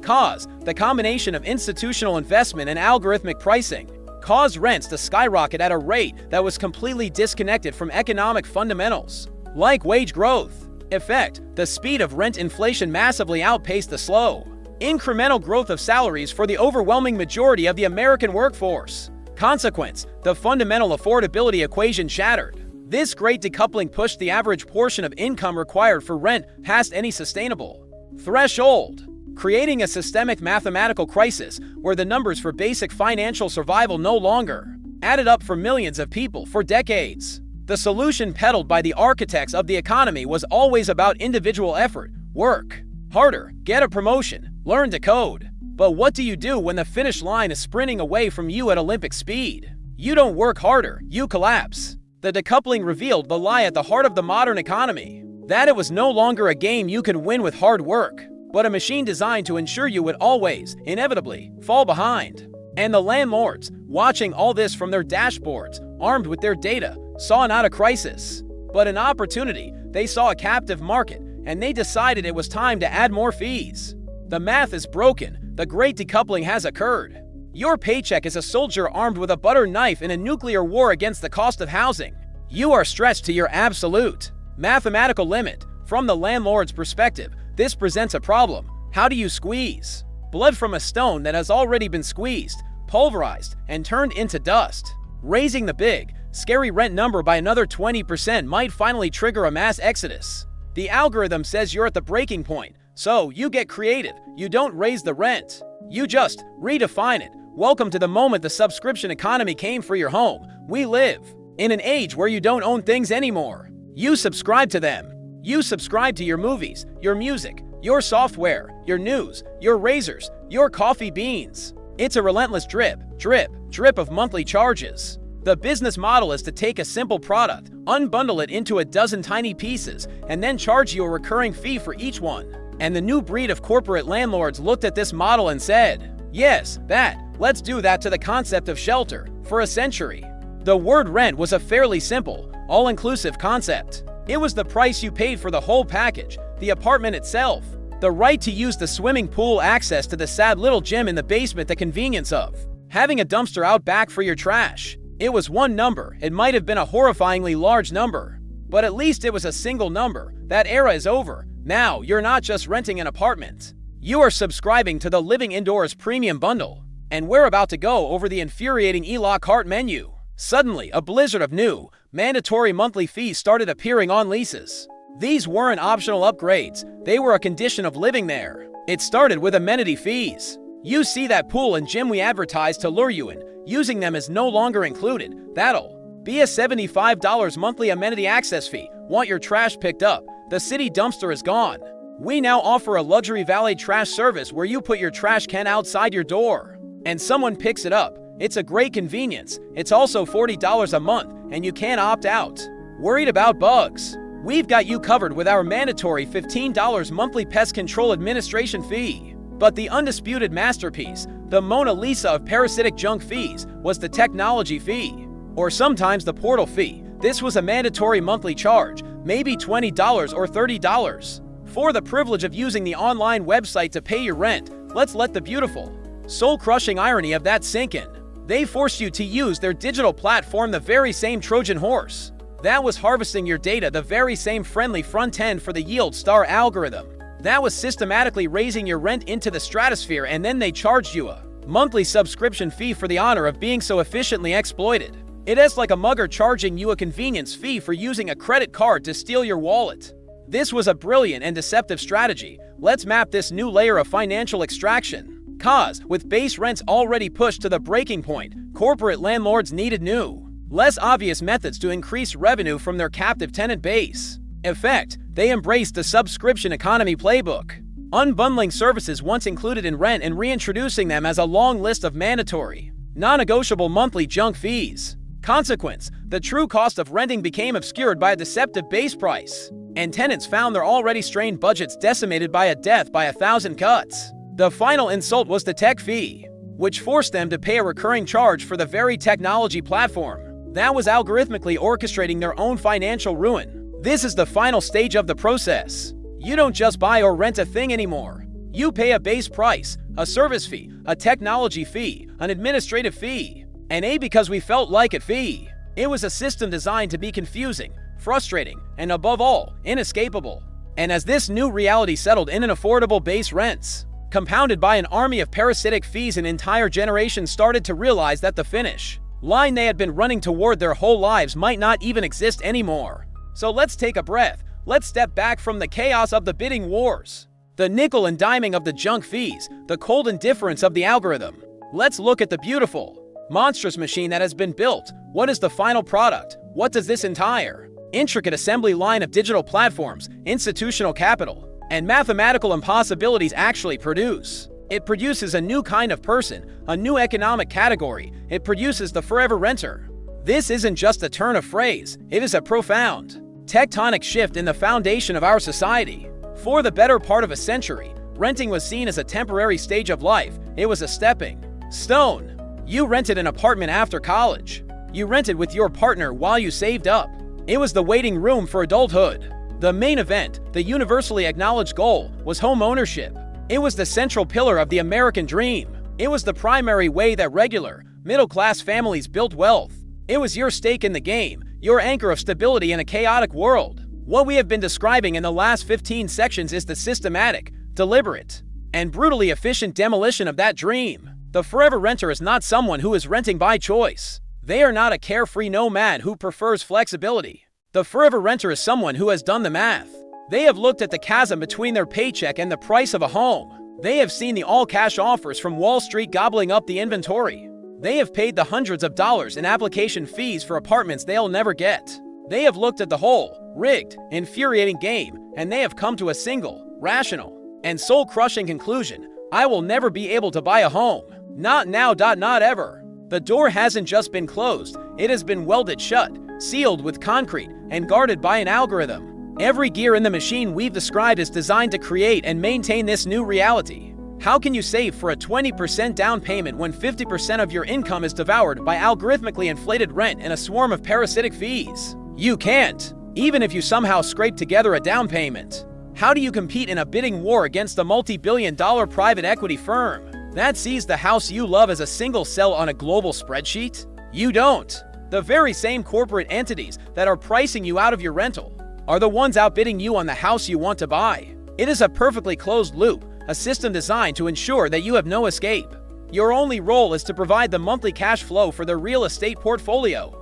This is the grim apotheosis of the subscription economy. You are no longer a tenant. You are a lifelong subscriber to shelter as a service. Your relationship with your home is now the same as your relationship with Netflix. You pay a monthly fee for access. You build zero equity. You have zero control over the long-term price. The service provider can change the terms, raise the price, or even discontinue your service with 30 days notice. You are not a citizen building a life. You are a user, a source of recurring revenue.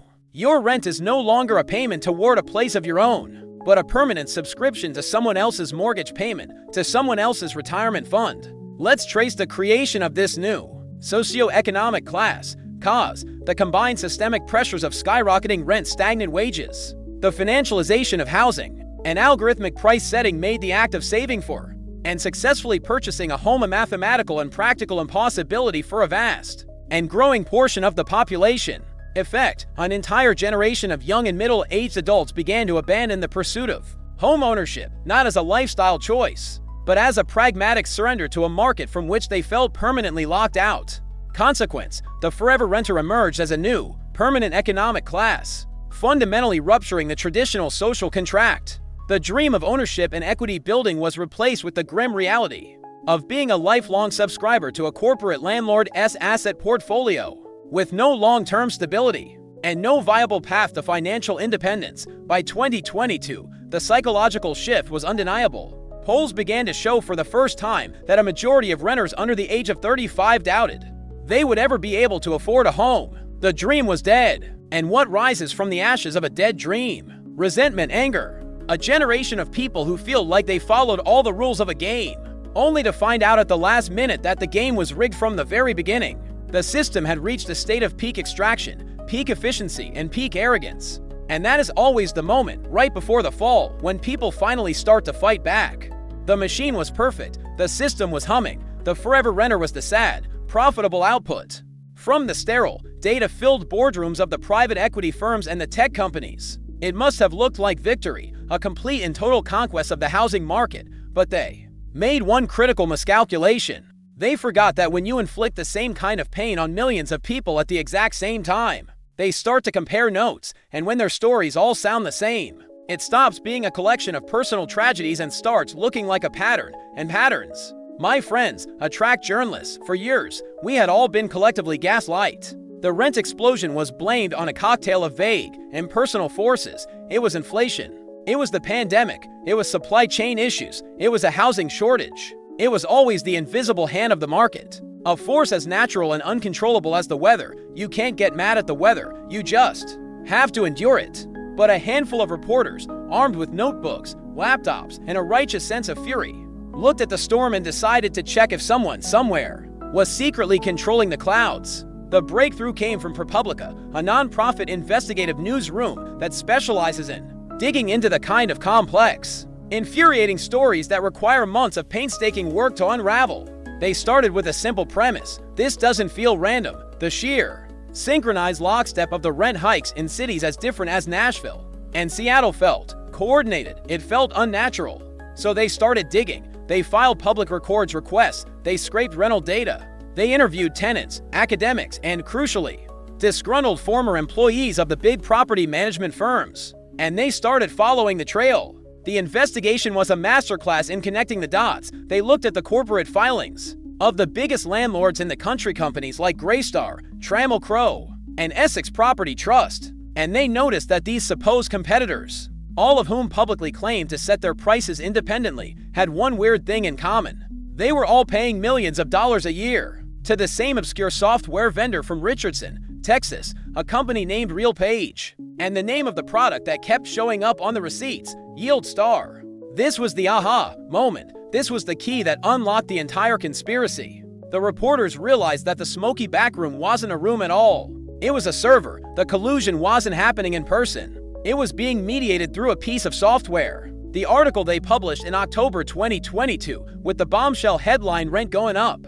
One company's algorithm could be why" was a stick of dynamite thrown into the public consciousness. The story laid it all out in clear, damning detail. It exposed how YieldStar's algorithm used a pool of non-public data from its own clients to make its recommendations. It revealed that the software was designed to push landlords to be more aggressive than their human instincts would allow. It included damning quotes from the software's creators, boasting about how it could drive revenue by pushing rents 5% to 12%. They had found the smoking gun. They had found the ghost in the machine. The reaction was immediate and explosive. The ProPublica story went viral, resonating with the nation of renters who finally had an explanation for the misery and confusion they had been experiencing. It was a massive, collective moment of validation. You weren't crazy. It wasn't just you. The game really, truly was rigged. And now, finally, here was the name of the company that had built the crooked table. Let's trace the power of this revelation. Cause, the systemic, seemingly coordinated nature of the national rent crisis prompted deep dive investigative journalism into its root causes, moving beyond surface-level explanations of market forces. Effect, a landmark investigation by ProPublica uncovered and meticulously documented the central, secretive role of RealPage's YieldStar algorithm, exposing its data-sharing model and its explicit function in pushing landlords to collectively raise rents. Consequence, the story's publication triggered a tidal wave of public anger and media attention.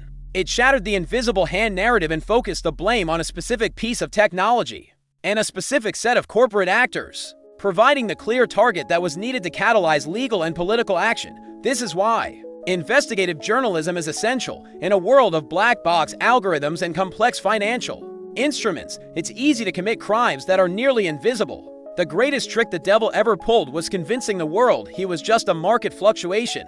ProPublica pulled the mask off. They gave the monster a name. And now that the public knew who to be angry at, the lawyers knew who to sue. The story wasn't the end of the fight. It was the ringing of the bell. For round one, the story was out. The monster had a name. The viral ProPublica article acted as a flare sent up into the night sky, and every lawyer in America with a passing interest in antitrust law saw it. For years, they had seen the smoke of the affordability crisis, but now, for the first time, they could see the fire. And they did what lawyers do best. They prepared to sue it into oblivion. What happened next wasn't a trickle. It was a flood, a deluge, within days, not weeks. Days of the story breaking. The first class action lawsuit landed, then another, and another. It was a legal shock and awe campaign. Law firms from Seattle to Miami, representing outraged renters, all saw the same thing, the clearest, most well-documented blueprint for a modern price-fixing conspiracy they had ever seen. Oh, you thought you were just using a data-driven revenue management solution. The legal filings seemed to sneer. That's adorable. The United States legal system would now like a word. And it has brought subpoenas. These weren't just individual lawsuits. They were class actions. This is the legal equivalent of the villagers picking up their pitchforks and torches and marching on the castle together, instead of one renter with a tiny claim trying to fight a multi-billion-dollar corporation.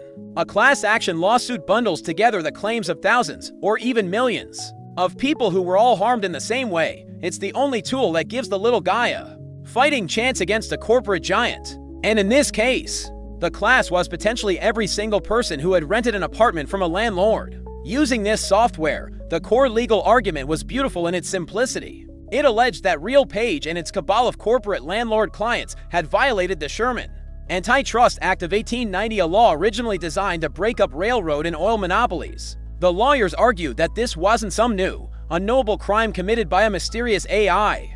This was old school, cigar chomping, backroom price fixing, just dressed up in the sleek, modern disguise of an algorithm. They called it a hub-and-spoke conspiracy, a classic antitrust violation. Here's the breakdown. The hub of the conspiracy was RealPage and its YieldStar software. It sat in the middle. The central brain, the spokes were all the supposedly competing landlord companies: Greystar, Avaloonbay, Equity Residential, all the big players. The conspiracy worked like this. Each landlord on the spoke would feed its most sensitive, private, competitive data, what their rents were, what their occupancy was, up to the central hub. This is information they would never, ever share directly with a competitor, but they all shared it with the algorithm. The hub would then take all this pooled data, process it, and send pricing instructions, the algorithm's recommendation, back down the spokes to each landlord. The result: the so-called competitors were no longer competing, they were all taking their marching orders from the same general. The lawsuit alleged that this arrangement was a deliberate, calculated scheme to suppress competition and artificially inflate the price of rental housing across the United States. The algorithm was just the middleman, the high-tech fence used to launder the illegal agreement. The sheer scale of the legal battle was immense. Dozens of lawsuits, filed in jurisdictions all over the country, were eventually consolidated into one massive case, a process called multi-district litigation, or an MDL. This is the legal world's version of a superhero team-up, combining all the smaller fights into one epic showdown in a single federal courtroom. Let's trace the legal counterattack. Cause: the explosive public revelations from investigative journalism provided a clear legal roadmap and a mountain of evidence for attorneys to act upon. Effect: a massive wave of coordinated class action lawsuits were filed nationwide against RealPage and its largest landlord clients, accusing them of forming a hub-and-spoke conspiracy to illegally fix rent prices in violation of federal antitrust laws. Consequence: the scattered, powerless anger of millions of individual renters was forged into a single, powerful legal weapon. The accused corporations were forced onto the defensive, facing a potentially multi-billion-dollar legal war that threatened their entire business model and transformed their PR crisis into a full-blown financial and existential threat. The courtroom was now set to become the stage for one of the most important legal questions of the 21st century. Can code conspire? Can a group of companies be held liable for price fixing if they never spoke to each other, but simply all agreed to obey the same piece of software? Our 19th century laws were about to come face to face with a 21st century algorithm, and the outcome would have repercussions far beyond the world of housing. But the lawyers weren't the only ones who had finally woken up. The sound of the explosion in the news was so loud, it had finally reached the one place it needed to: Washington, D.C.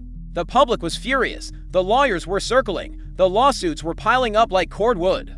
The entire, elegant, ruthlessly profitable system was now under a microscope. And the picture was not pretty. And then a new sound was heard across the land. It was the slow, ponderous, groaning sound of the gears of government finally beginning to turn. Washington had noticed. A full 5 years after the party started, and well after the house had been trashed, the cops had finally shown up to tell everyone to please keep the noise down. It's a classic story. The tech industry moves at the speed of a cheetah on espresso. The government moves at the speed of a tectonic plate. The gap between those two speeds is where things like this happen. For years, as this algorithmic pricing storm was gathering, Washington was, to put it politely, asleep at the wheel. Renters were screaming, but their voices were lost in the vast, marble halls of power. It took a viral, Pulitzer-worthy investigation and a subsequent legal mushroom cloud to finally get the attention of the people whose entire job is to prevent this kind of thing from happening. But hey, better late than never. The first stirrings came from Congress. A handful of senators and representatives, the usual suspects, who get fired up about corporate concentration and consumer protection, started writing very angry, very public letters. Letters are the political equivalent of a throat clear. They don't do anything on their own, but they signal that someone important is paying attention. They sent letters to RealPage's CEO. They sent them to the CEOs of the big landlord corporations. The letters all had the same basic, ominous tone. Congratulations on your record profits. We have some questions. Please explain how your magic money printing machine does not constitute a massive, illegal price-fixing cartel. You have 30 days. P.S. Please provide all internal documents, emails, and memoranda related to the development and implementation of your pricing software. Then came the hearings. This is the C-SPAN phase of a scandal. where corporate executives are dragged before a congressional committee to get yelled at under bright lights. It's mostly political theater, but it serves a purpose. It puts the issue on the national agenda. It forces the companies to answer questions under oath. And it creates a public record of their denials and justifications, a record that can and will be used against them in court. But the truly seismic shift came from the executive branch, the Department of Justice, the big one. The federal government's top law enforcement agency officially opened its own investigation. This was no longer just a bunch of angry politicians writing letters. The DOJ's antitrust division, the same division that took on Microsoft and AT&T, was now officially probing RealPage and its clients for criminal violations of the Sherman Act. The stakes had just been raised from catastrophic financial liability to the possibility of executives going to jail. The DOJ even began intervening in the civil lawsuits, filing statements of interest that made their position crystal clear. In one now famous filing, the government lawyers explicitly sided with the renters, stating that algorithms are the new smoke-filled room. This was a massive signal. The federal government was not buying the argument that this was just technology doing its thing. They were publicly declaring that they viewed algorithmic collusion as the modern-day equivalent of the old-school price-fixing conspiracies they were created to destroy. Let's chart the government's sluggish but powerful awakening. Cause: the overwhelming public and media pressure, combined with the explosion of high-profile class action litigation, made the algorithmic rental crisis a politically toxic and legally significant issue that Washington could no longer ignore. Effect: key members of Congress launched formal inquiries and held public hearings, while the Department of Justice's Antitrust Division initiated a full-blown federal investigation into RealPage and its landlord clients for potential price fixing. Consequence: the corporate defendants now faced a three-front war. They were under attack by the public, by the civil court system, and by the full regulatory and prosecutorial power of the United States government, escalating the crisis from a massive business problem to an existential threat. Of course, the deep, bitter irony was how long it all took. Where were the regulators when these software companies were openly bragging to their investors about their ability to push rents? Where was the oversight when one company was allowed to consolidate this much power over a fundamental human need? The government's response was a perfect case study in 21st century failure. They showed up to regulate the crisis long after the algorithm had already eaten the world. Now, under siege from all sides, the companies had no choice but to mount a defense, and their argument was as simple as it was audacious. So the battle was joined on three fronts. The public was screaming, the lawyers were suing, the government was investigating. Backed into a corner by the full weight of the American legal and political system, RealPage and its landlord allies finally had to come out of their corporate fortress and articulate a defense. And the grand strategy they unveiled was a bold one, a breathtakingly audacious one. It was a masterwork of corporate deflection that can be summarized in four simple words: the algorithm did it. Their defense was a finely tuned, two-pronged piece of legal sophistry. Prong one was the great semantic dodge. They argued, with a perfectly straight face, that their software does not set rent. Heavens, no, it merely makes a recommendation, a suggestion, a helpful, data-driven tip from a trusted digital friend. The ultimate decision, they claimed, always rested in the hands of the local human property manager. That manager was completely free, at any time, to look at the software's output and say, you know what, machine, I think I'll charge less. They tried to use the very human element they had marketed as a weakness, empathy, gut feelings, as their legal shield. Prong two was the blame the invisible hand defense. They argued that their algorithm wasn't a market maker. It was a market mirror. The insane rent prices, they claimed, weren't their fault. They were simply a reflection of the grim, underlying market reality: a severe housing shortage, rampant inflation, massive demand. These were the true villains. Their software, they insisted, was just a very, very smart calculator that was better and faster at seeing that reality than a clumsy human. It wasn't creating the high prices, it was just the first to discover them. They were holding up a mirror to a market on fire and blaming the mirror for the heat. Let's take a moment to appreciate the sheer, unmitigated gall of these arguments. First, it's just a recommendation defense. A recommendation, really? This, from the same company whose entire sales pitch was that human managers were too timid and needed to be pushed by the algorithm to maximize revenue.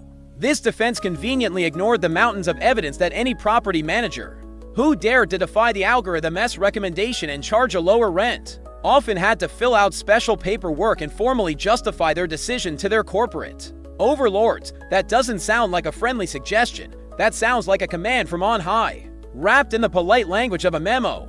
Then there's the "we just reflect the market" argument.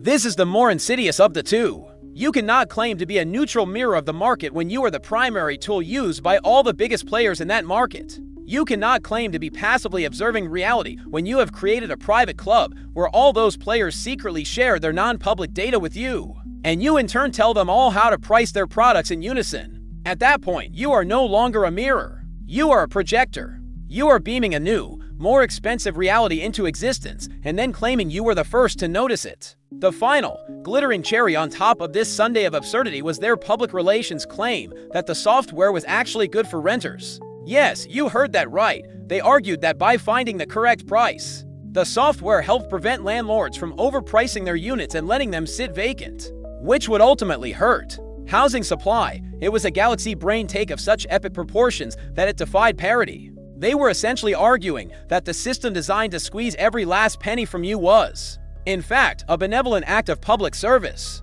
Let's map out this spectacular feat of corporate gymnastics, cause facing an existential legal and regulatory war. RealPage and its landlord clients needed to create a unified defense that would absolve them of antitrust violations. Effect, they constructed a two-part narrative. First, that their software only made non-binding recommendations, leaving the final decision to humans. And second, that its outputs were merely an accurate reflection of external market forces, not a manipulation of them. Consequence, this defense strategy was a calculated attempt to shift all blame away from their coordinated data sharing system and onto the abstract market and the individual managers on the ground. It was a classic blame the algorithm strategy, designed to create a legal firewall by claiming the humans were always in control, a narrative that flew in the face of their own business model and marketing materials. It was the ultimate defense of the amoral creator. The machine I built is a neutral tool.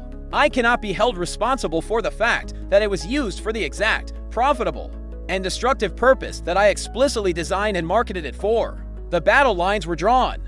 The arguments were on the table. Now, the long, slow, grinding war of attrition in the court system would begin. The battle lines were drawn. The arguments were made. The public, the lawyers, and the government were all arrayed against the corporate landlords and their algorithmic brain. And now began the part of the story that doesn't make for a thrilling movie montage. Now began the long, slow, grinding war of attrition in the American legal system.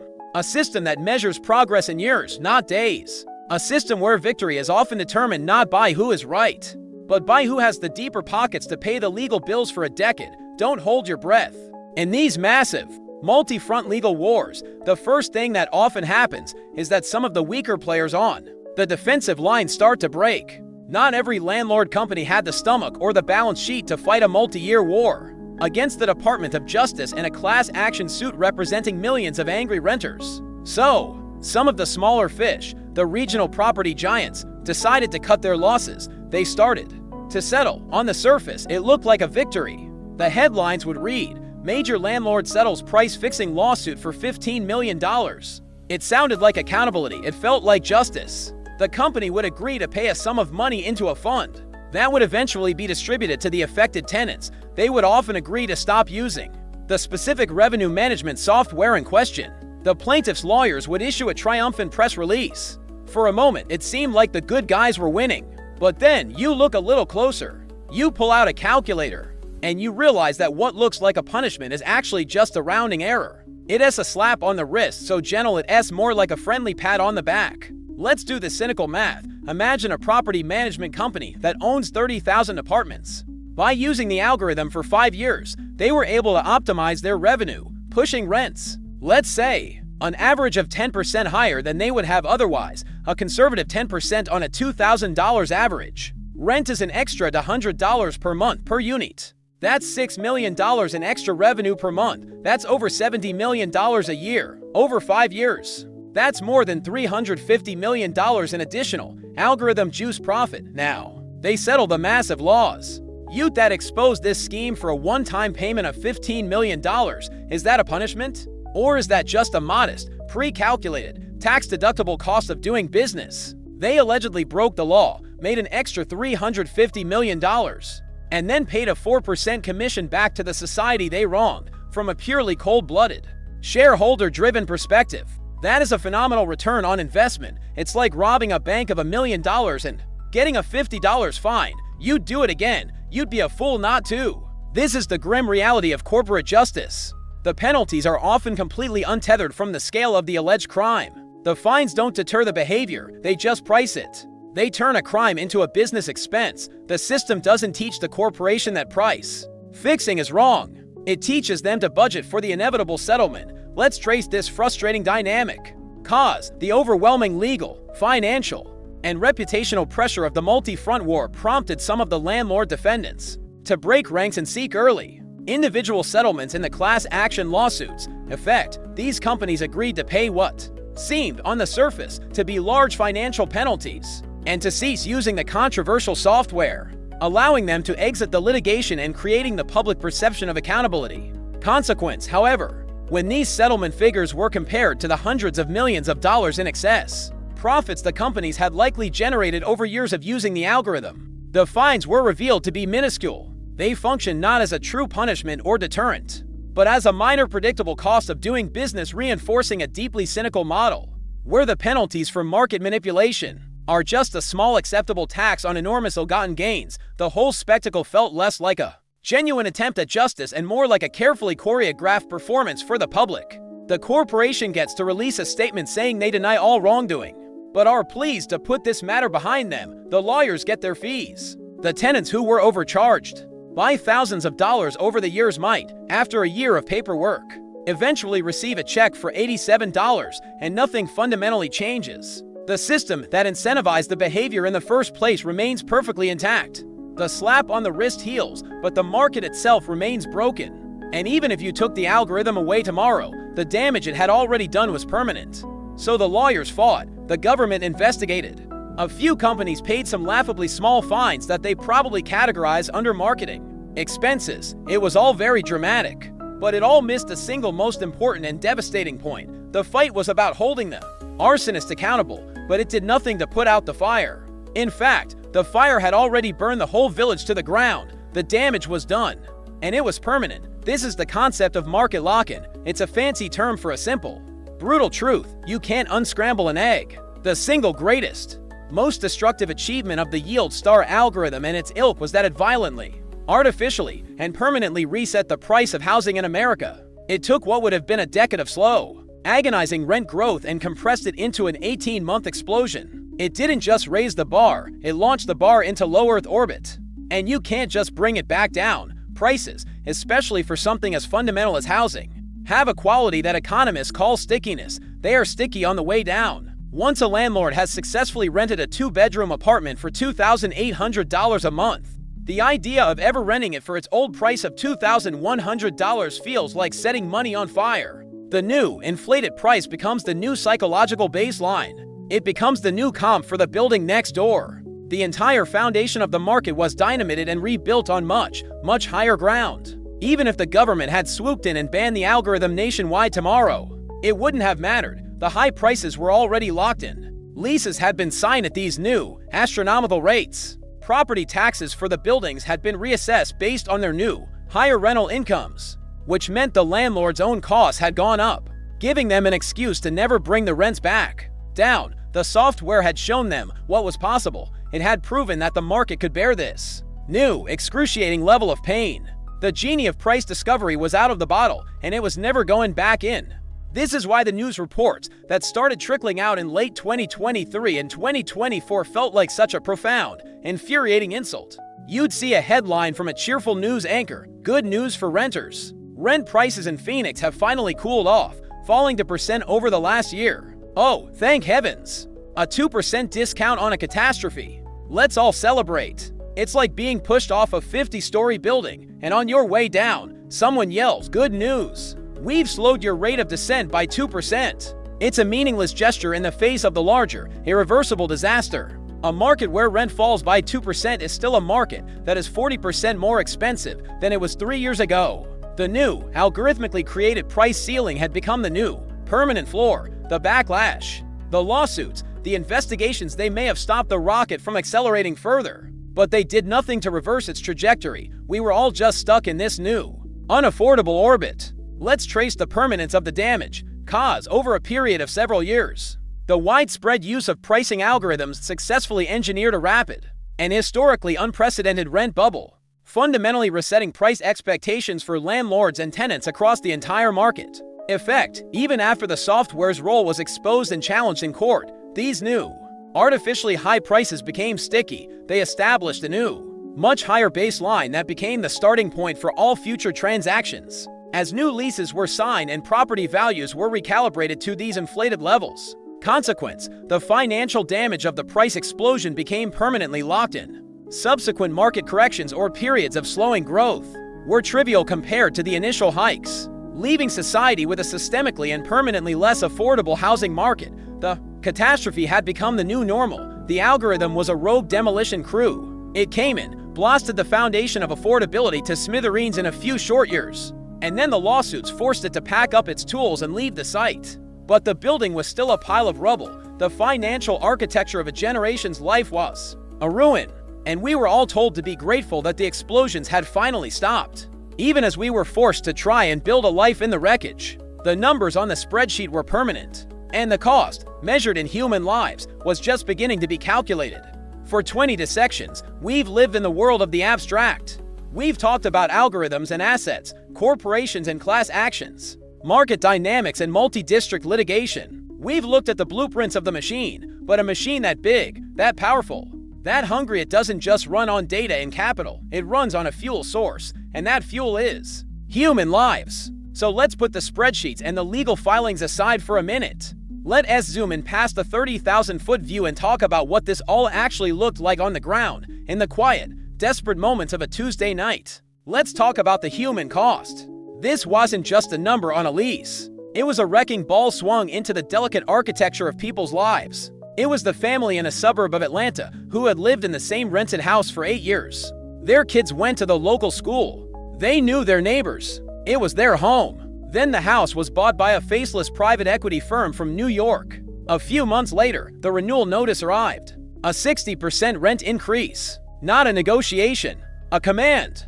They were a good family with good jobs. But they couldn't make the math work, so they left. They pulled their children out of the only school they'd ever known, away from their teachers and their friends, and moved 40 miles away to a smaller, cheaper apartment, becoming commuters in their own lives, their community erased by a number generated on a server in Dallas. It was the 30-year-old graphic designer in Denver who had played the game perfectly. She worked hard, lived below her means, and had diligently saved $40.00 for a down payment on a small condo. She was so close, but over the course of 2 years, she watched the price of that condo double, moving the finish line into another galaxy. At the same time, the rent on her own apartment, managed by one of the big national firms, jumped by 35%. Suddenly, that $40,000 savings account was no longer a down payment fund. It was an emergency survival fund, and she was forced to drain it month by month, just to make rent. Years of discipline, of sacrifice, of hope evaporated. Wiped out not by a mistake she made, but by a market that had been deliberately set on fire. And more than anything, it was the anxiety. A low-grade, constant, crushing anxiety that became the background noise of everyday life for millions. It was the single mother lying awake at 3 a.m., staring at the ceiling, doing the terrifying mental calculus. If I pay the rent, I can't afford the car repair. If I can't repair the car, I can't get to my job.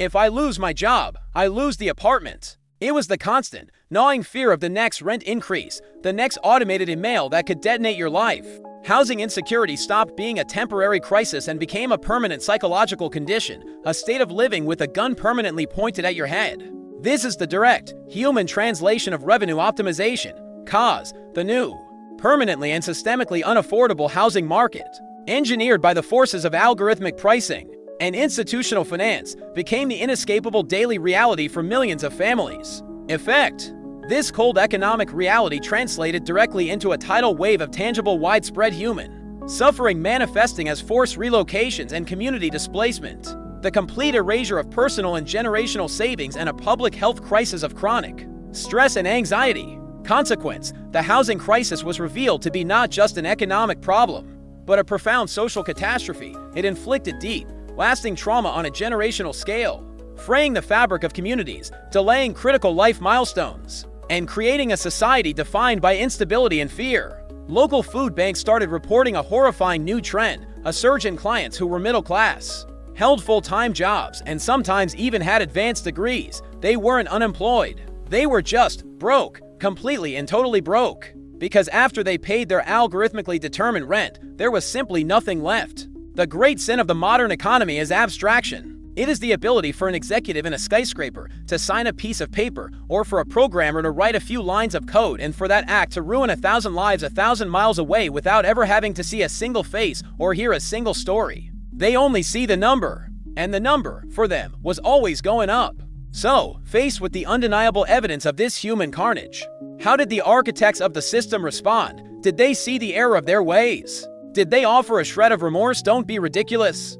The damage was undeniable. The human cost was being tallied in displaced families and shattered savings accounts. The legal and political pressure was immense. The whole world was now staring at the architects of this system, waiting for an answer, a reckoning, a shred of human accountability. And so, with their backs against the wall, the C-suite executives and their high-priced public relations teams stepped up to the podium.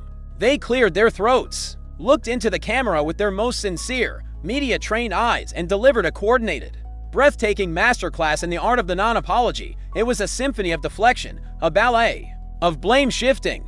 Not a single executive, not a single corporate statement ever came close to admitting the obvious, that their tools and strategies were deliberately designed to extract maximum wealth from a captive population, and that this had caused immense harm. Instead, they launched what can only be described as a non-apology tour, and they all sang from the exact same, carefully focused grouped hymnal. The first and loudest note was always the housing shortage. In every interview, every press release, every blog post, they would pivot with whiplash-inducing speed away from their own actions and toward the real root of the problem. We understand and share the frustrations that so many Americans are feeling about the cost of housing. They would begin, dripping with synthetic empathy. This is a result of a complex, decades-long failure to build enough homes in this country. And that is the conversation we should be having. It was a brilliant rhetorical maneuver. Don't look at our price-fixing algorithm. Look at this big, complicated, systemic problem that has no easy solution and is definitely not our fault. They position themselves not as arsonists, but as concerned citizens who were merely the first to notice the fire. The second verse of their song was to frame themselves as the heroes of the story. They weren't greedy profiteers. They were innovators. Their technology, they argued, brought much-needed efficiency, predictability, and transparency to an archaic and broken rental market. They weren't making things worse. They were making things better. The algorithm wasn't a weapon of extraction. It was a sophisticated data science tool that helped property owners reduce risk and stabilize the market in a particularly stunning act of linguistic jujitsu. They argued that their software prevented vacancies, which ultimately helped the housing supply. It was a narrative so divorced from reality it felt like it was beamed in from another dimension. And finally, when pressed directly on the human suffering the families priced out of their homes, the crippling anxiety, they would retreat into a fluffy white cloud of meaningless corporate platitudes. We are deeply committed to being a part of the solution, they'd say. We look forward to engaging in a productive dialogue with all stakeholders to address these complex challenges. Stakeholders, dialogue, challenges. It's the holy trinity of saying absolutely nothing.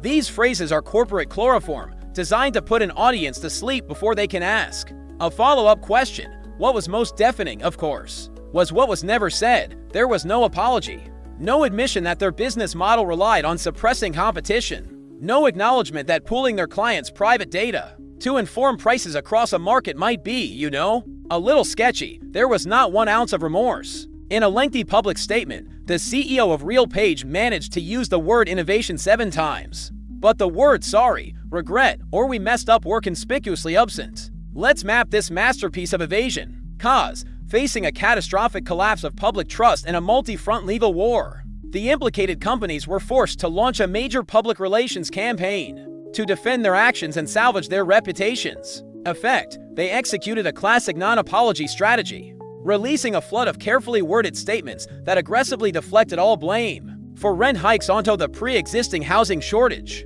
while simultaneously framing their own software as a benevolent, innovative solution to market inefficiencies. Consequence: this calculated campaign of deflection and self-congratulation which completely ignored their active role in weaponizing the housing crisis for profit, added a profound layer of insult to the original injury. It demonstrated a complete lack of remorse or accountability, further enraging the public and cementing their image as amoral actors. It was the ultimate corporate gaslighting.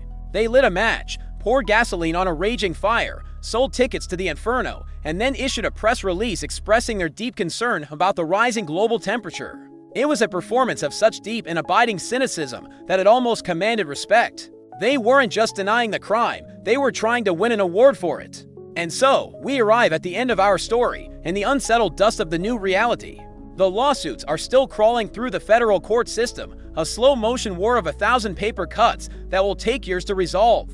The government investigations are ongoing, moving at the glacial pace of bureaucracy. A few token fines have been paid. A few strongly worded letters have been sent. But for the average person trying to find or keep a roof over their head, what has actually tangibly changed? Almost nothing. This is perhaps the most infuriating lesson of all. The system won. Despite being exposed, despite the public fury and the legal challenges, the fundamental machine remains perfectly intact. The core components that created this crisis are all still in place. The technology is not gone. For every yield star that gets a bad reputation, a dozen new AI-powered revenue management startups are born, promising to be even smarter, even more predictive, even better at unlocking the hidden value in a landlord's portfolio. The playbook is out there now, and it's not going back in the box. The big money is still here. The private equity firms and institutional investors didn't just sell off the tens of thousands of homes they bought. Housing is more entrenched as a Wall Street asset class than ever before. The profits are too vast, the business model too successful to simply abandon. And the housing shortage, the original sin that provided the perfect dry tinder for the algorithmic fire, is still with us. The very problem they use as their excuse is the same problem that ensures their continued dominance. What we are left with is the new normal, a permanently altered landscape. The great accomplishment of this entire sordid affair was the successful transformation of the American housing market into a subscription service with surge pricing. That's it. That's the legacy. Your need for shelter is now treated with the same cold, calculating, dynamic logic as an Uber ride on a rainy Saturday night. The price is not based on the cost of the building, or the wages of the community, or any tangible sense of value. It is based on a constant, real-time calculation of demand, competitor activity, and your own digitally profiled, data-mined capacity to bear pain. The goal is no longer to provide housing. The goal is to optimize yield, and we are the yield. Let's perform one final, overarching autopsy on how we got here. Cause: a perfect storm, a convergence of powerful pricing algorithms, a flood of institutional capital, and the opportunity of a pre-existing housing crisis allowed for a radical and rapid re-engineering of the entire rental market as financial structure. Effect: despite the public expose and the massive legal and regulatory backlash, this new model of housing as a financialized, data-driven, algorithmically managed asset proved far too profitable and systemically entrenched to be dismantled by the subsequent outrage. Consequence: we now live in the aftermath, a new normal defined by a permanently, structurally less affordable housing market. The average person is left to navigate a system where the cost of their home is perpetually optimized for maximum financial extraction, leaving millions of forever renters trapped in a market that functions like a high-tech subscription service. A fundamental and perhaps irreversible breaking of the old social contract. The machine was caught.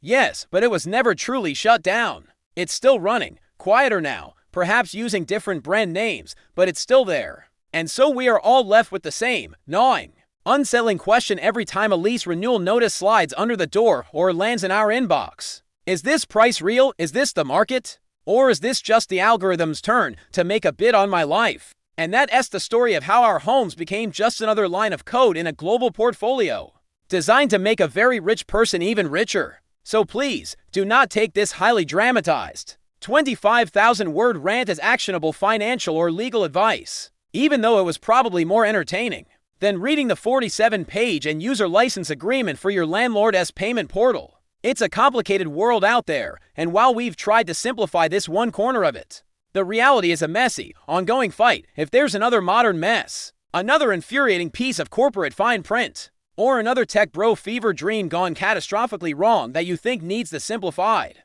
fact-check treatment, please let us know in the comments below. We thrive on righteous indignation, and that's how that whole mess went down. Until next time, don't trust the algorithm.